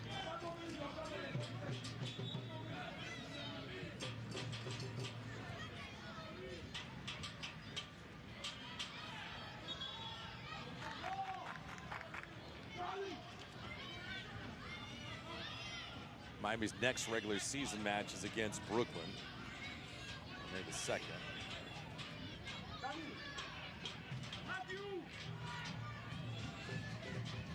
The big players for one side have stepped up tonight. Sacco, the notable figure. Jurgen Locadia has had some moments for Miami, but fortunate for him and his teammates, nobody's been able to finish. Well, and you make a great point, because you look at it, you've got clear looks from some of your top attacking presence. And Dongo has had at least 2 looks at goal. Rocha, same thing, quick transition, skied that one over the crossbar in the first time. And Locadia has been present in the attacking third, but has just not been able to find that final action.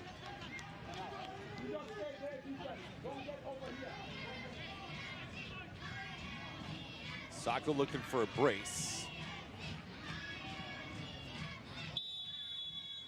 As he placed this free kick.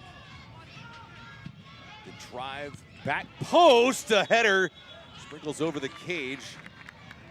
That's gonna go back to Phoenix Rising as off a Miami player. Yeah, it looks like Calfo makes this deliberate play on goal, trying to defend what was coming far post.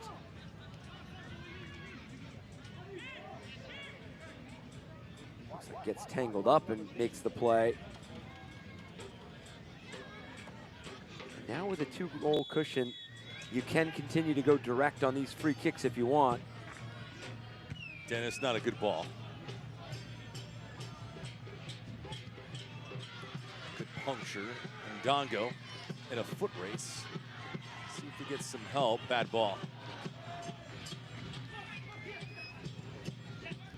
Well, as I say, Phoenix Rising still has the option to go long. That might be one of the last ones. Good play. Sweep pass. Diaz, left-hand side. This could be trouble. Shot goes scaling over the crossbar by Mello. Oh, my. You almost get the sense that both teammates got crossed up here on this play. This ball across. That final touch just delayed enough for Phoenix Rising to close that angle, make it more difficult. Mello puts that over the crossbar. The chances have been there for Miami FC.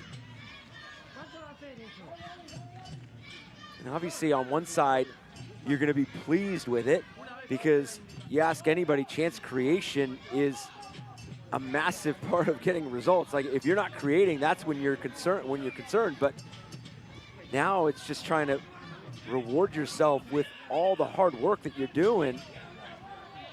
Whereas in Phoenix Rising have been ruthless. Yeah, he's on Sacco. He's now contributed to goals in 6 of the last 7 matches for Phoenix. That's getting it done. Short corner here. And when you can stay consistent like that, when week to week opponents are gearing up to either deny service, deny entry, double team, get good support, as we do see Sacco on the ground. And you know, Room and Baji mixing it up, trying to encourage Sacco to get up. He is apparently in some agony.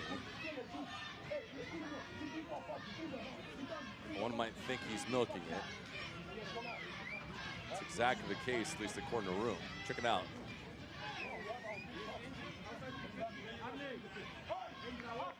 Yeah, is it that right ankle right there that gets caught underneath Calfo? It does look like an awkward and painful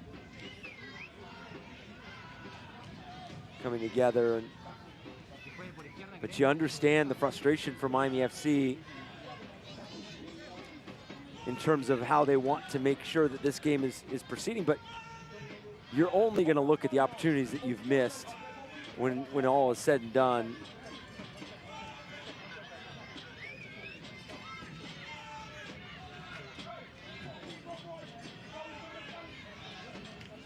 So all of a sudden, Baji and Room going toe-to-toe, and a yellow card to both players.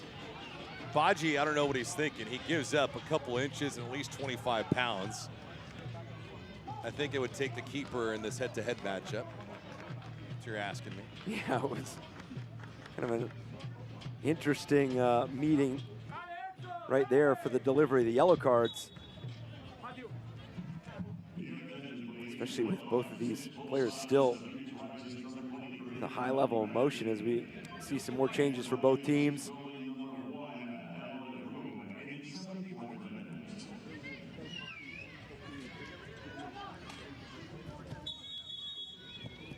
Mohamed Diallo, he comes in, replacing Ndongo, who had some chances tonight and just could not convert.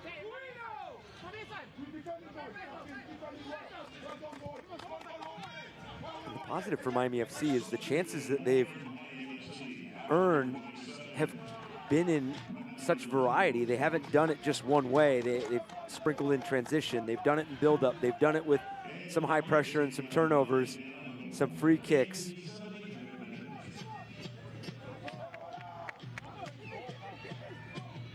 eFootball is here. Live your dream, rep your team, and play as your favorite USL Championship club. eFootball is free to play. Download it now.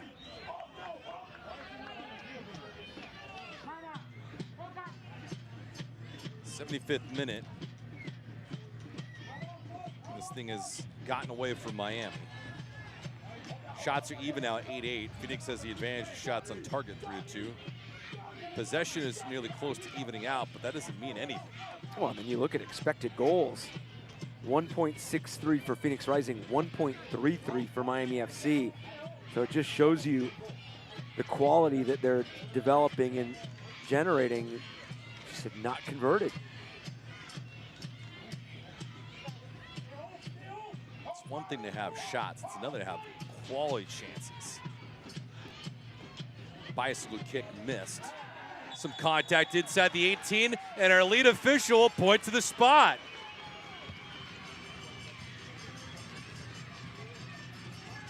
Give credit to Mello for selling it. Diego on one side of things, and I guess the conversation we'll have after this replay. And Flores gets himself involved, the substitute. The cleats kind of get tangled up here. I don't see anything there. Yeah. I don't see anything there. And I agree, but I also think that that's a situation different than Molesi's in the first half in terms of the contact was there. But anytime you have the player going away from goal, you could just release Mello and not necessarily even make that a situation for the referee. But the point you made just a few moments ago, Mello, if he even feels the slightest of contact or pressure, I mean, you go down and you put the referee in a position where he's got to make a call, and now you've got a good look to cut into this lead and plenty of time to put a lot of pressure on Phoenix Rising if you can convert here. Rocha so far this season has converted on a penalty. He's 1 for 1. We'll go up against Rakowski. Rocha looking to deliver, hesitation, it goes off the crossbar. Oh, a disgusting penalty there for Miami.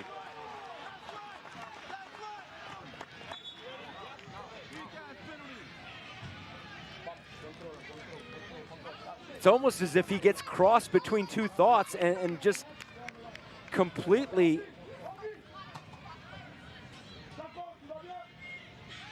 misses the mark technically, because you can see that he's reading the goalkeeper. He gets Rakowski to go to his left, but you have to make sure you put this, obviously he puts it on frame, but if you're gonna delay like that and wait for the goalkeeper to dive, you've got to make sure that you're putting it in a situation where you are converting.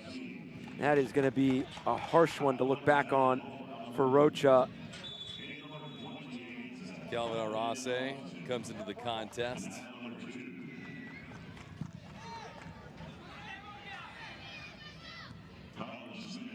Pop Mabori also checks in. I mean, it's there for the taking. I mean, the reality of it, too, is inches away from missing the net entirely. And he just overcomplicated it right at the end. Anytime that you have that delay on the approach, you're waiting to see if the goalkeeper commits first, and Rakowski did. He went to the left.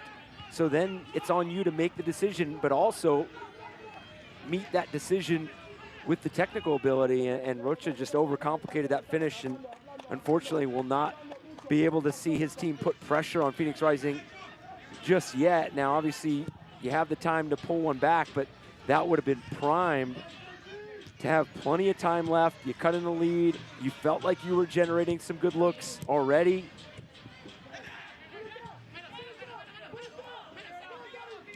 That is tough.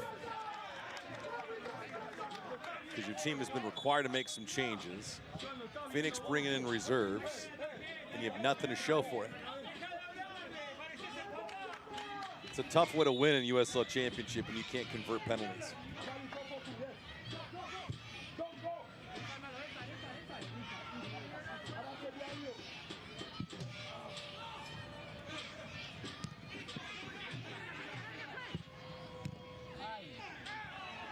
Kadia dropped to a knee.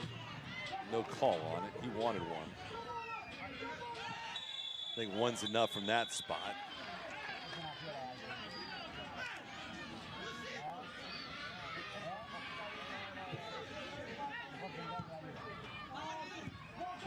Phoenix been opportunistic and has capitalized.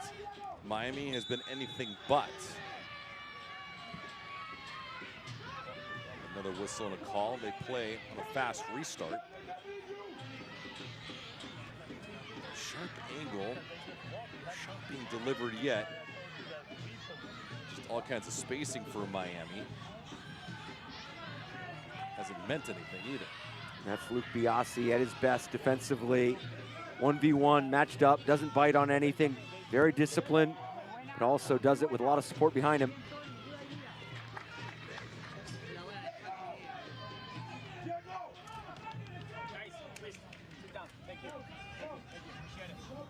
USL Championship League One are on CBS Sports and ESPN platforms all season long. Catch live matches, expert analysis every day on the CBS Sports Golazo Network and ESPN Plus.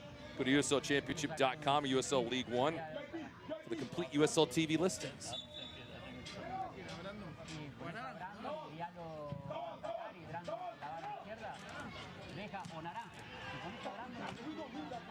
First minute. Time is wasting away for the home side. Sacco converted on a penalty.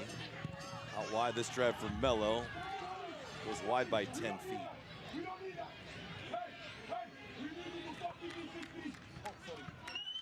Charlie Dennis also scored. That insurance marker has given enough runway for Phoenix to afford a mistake if it does happen. David, I never claimed to be a master at math. That's a lie. It's a lie. It is. I do tend to think that I can do some quick math. But XG is something where I do not claim to be an expert. Right now, Miami FC, 2.19 XG. Phoenix Rising, 1.63. So we continue to use the word quality. I mean, that's what Miami FC are generating. 11 shots, but only 2 on target. But 9 of those shots were inside the box. Yeah. That's a troubling spot to be in if you're Gaston Madoni. Your team has given chances and also created some. But what will you do with what you've been given? And Miami has been unable to convert.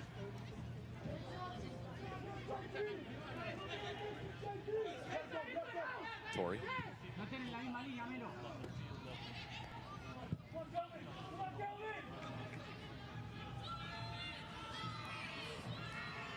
The run, Charlie Dennis though with the intercept.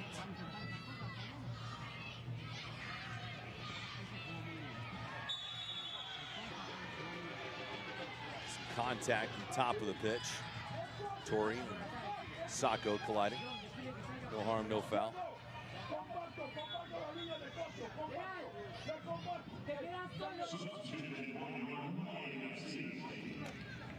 Anyo.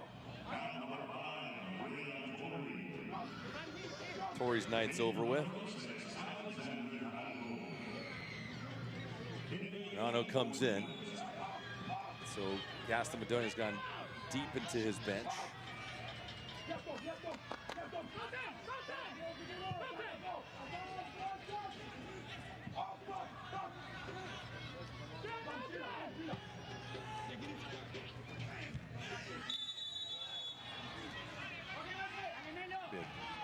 quality spot for a free kick. It was Lucati was taken out. Yeah, not to harp on the missed penalty, but if you're only down a goal in this moment and you earn a deep free kick like this, I mean, this would be a nightmare for Phoenix Rising. But now you almost need to convert this just to give yourself a chance to battle for a second to equalize. So a lot of tension on this free kick for Miami FC. Who steps up? Who wants to take care of this moment?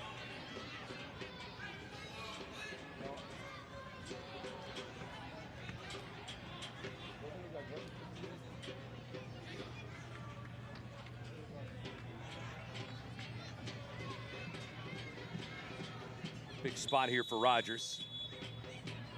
Rogers on the approach. Never had a chance. And I know we're looking at a 2-0 scoreline, but I think this match is indicative of what you see in the USL Championship on a week in, week out basis. The fine margins and the details that come to define results, and that man and his team have been spot on in their approach and in their execution. Yes, there is things that they're going to continue to fine tune, and there's areas that they're going to look back on in this match and want to learn from. But when you look at the short week and you look at the performances that they've been putting together, you go on the road, and right now you've delivered exactly what this match has asked for. Knudsen with a valiant attempt at that ball. Get it back, take another crack at it.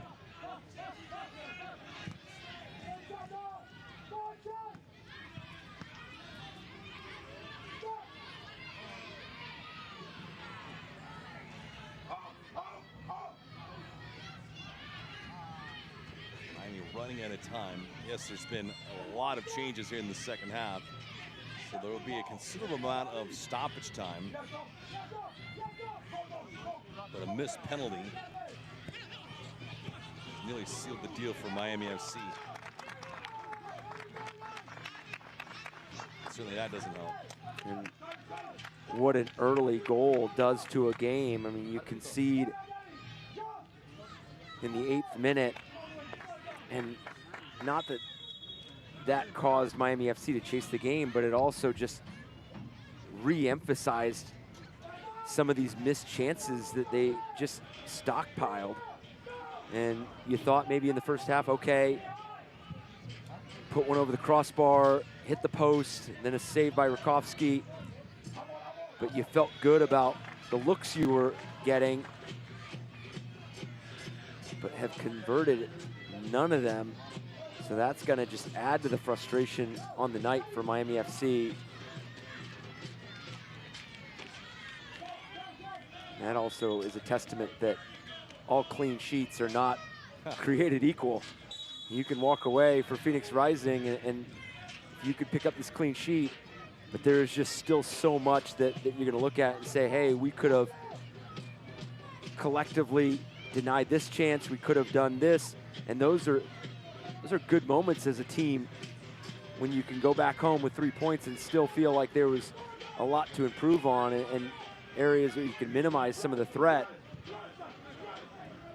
Well, it's like the old saying goes, though, Eric.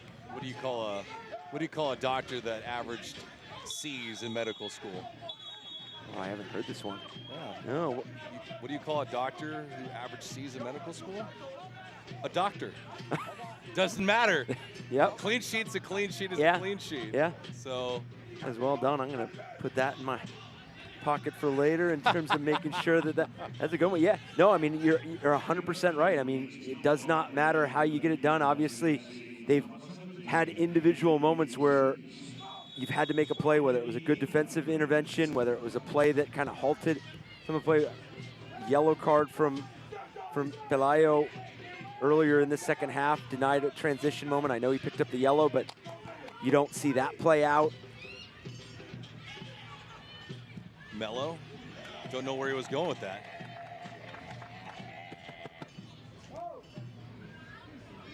Different guys going in different directions from Miami, and Mello put that ball behind a couple of his teammates. And just as I praise Phoenix Rising's performance tonight, for Miami FC, you take a lot of good from this match, but you also want to make sure that none of the frustration, obviously the frustration is going to be channeled hopefully in the right direction, but you don't want to take that into further matches, because then a loss just becomes even more magnified, as Phoenix Rising's claiming that Room took a touch there and should be a corner. I think that wasn't on target.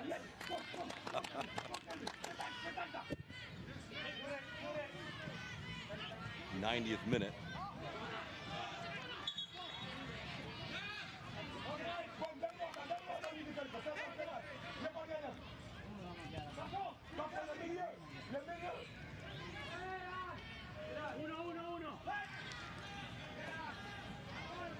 Arthur Rogers taking this corner. We'll check for stoppage time. Rogers, good ball. Knutson, no. Cleared away temporarily by Phoenix Rising, and then we'll break out. Play is going to be onside. That's exactly the case. 3-on-1 transition. Moet Sacco asking for this ball. Too much run to him, and he'll just burn up some clock. 5 minutes of added time. That was so intelligent from Phoenix Rising, knowing that initial run was offside, but just continue the play. Now you earn a corner, see a lot more time come off the clock. You see that you made that offside run, but you delay it enough that Miami FC stopped running. They thought the call was going to be offside, which was initially. But Phoenix Rising continued to climb the field, now earn and secure a corner with 5 minutes of stoppage time. Probably see a significant amount of that be played out here in the attacking half. Dennis and Sacco doing exactly what they should be doing, bleeding clock.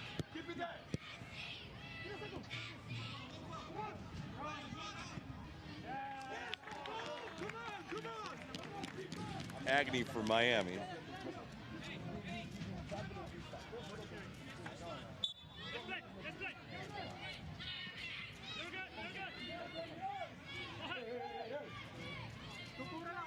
Conceding time, conceding real estate.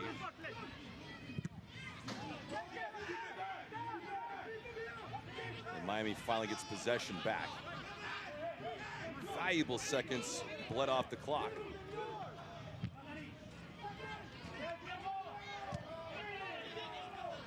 Gritty performance tonight for Phoenix. Well earned and deserved.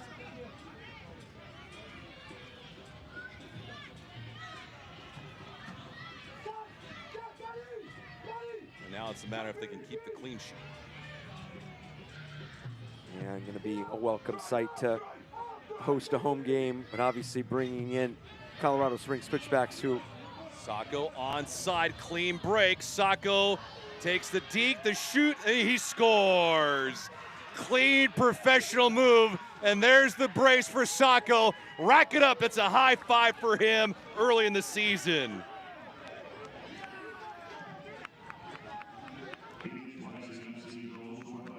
You could see what it means to this team. That man, Pamaduka, you see them celebrating on the sideline. The awareness, the recognition from Sacco. Gotta love the passion. If they could finish this game off with a clean sheet, that'd be 2-3-0 score lines, and then 2 matches, regular season matches in a row for a brace for that man right there. Awareness, you get the goalkeeper coming off his line. You know that you've got the advantage at that point because all of his momentum is going forward, so it's now on you to make the move. Silky smooth, man. Sacco converted on the penalty. Adds one here for a brace late in the second half. And it is all Phoenix Rising. They're going to get their second win of the season. Not that they're lacking in the confidence category, but you never want to giveaway matches early in the year, and you never want to fall too far behind if you're not playing your best ball yet. The loss is going to snap Miami's 5-game unbeaten streak since they opened up the year losing Lou City 4-1. And for Phoenix Rising, they'll have 6 points in a 7-day span.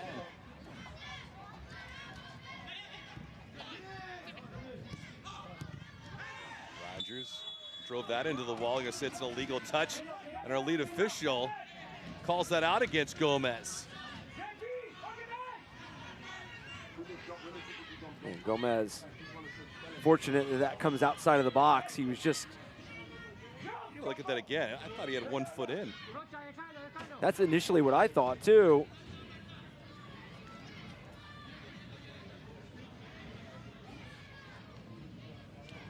From this angle, it's going to be so challenging to get this up and over on frame.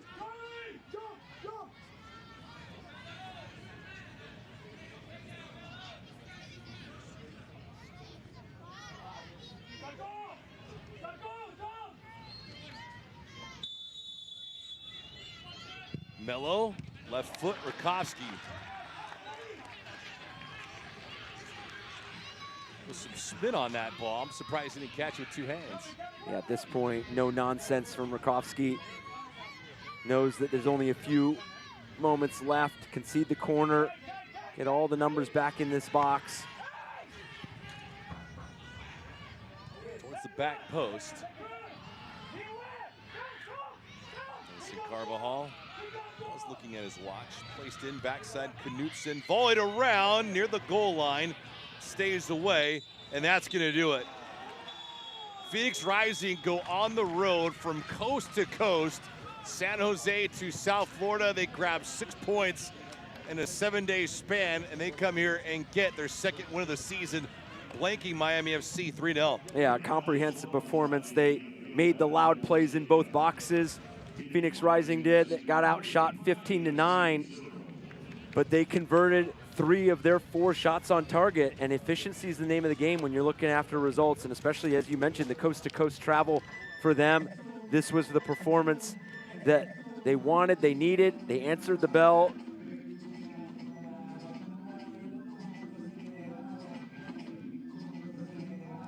Stats nearly identical as our Cricket Wireless man of the match. Matthew Ndongo. He knows he had some chances. Yeah, exactly, and that's why you could see the disappointment. Had 3 touches in the opposition box, 2 shots, just unable to generate anything of final quality to beat Patrick Rakowski, as we see the embrace there from Room and Pamadou Ka. So much mutual respect.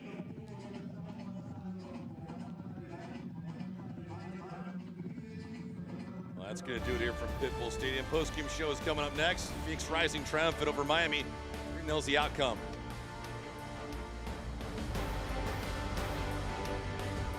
Avianca is ready for takeoff. Miami FC brings extraordinary passion to every match, and we take it further, connecting the city to 80-plus destinations across the Americas and Europe. Because chasing the extraordinary takes the right partner. Avianca, the sky belongs to all of us.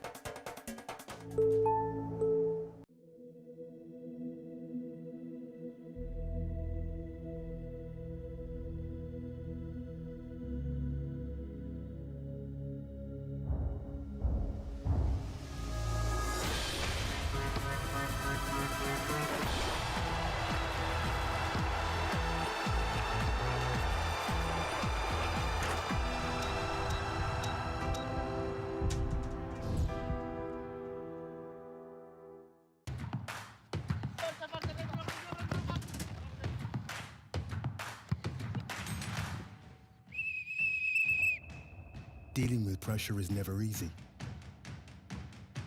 But pressure is part of the game too. When everything is in your hands, become your own hero.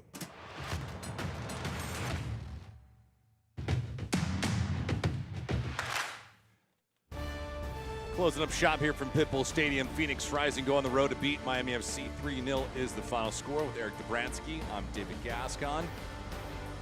Fans in attendance being greeted to some autographs from players and coaches alike. But Eric, full-time highlight.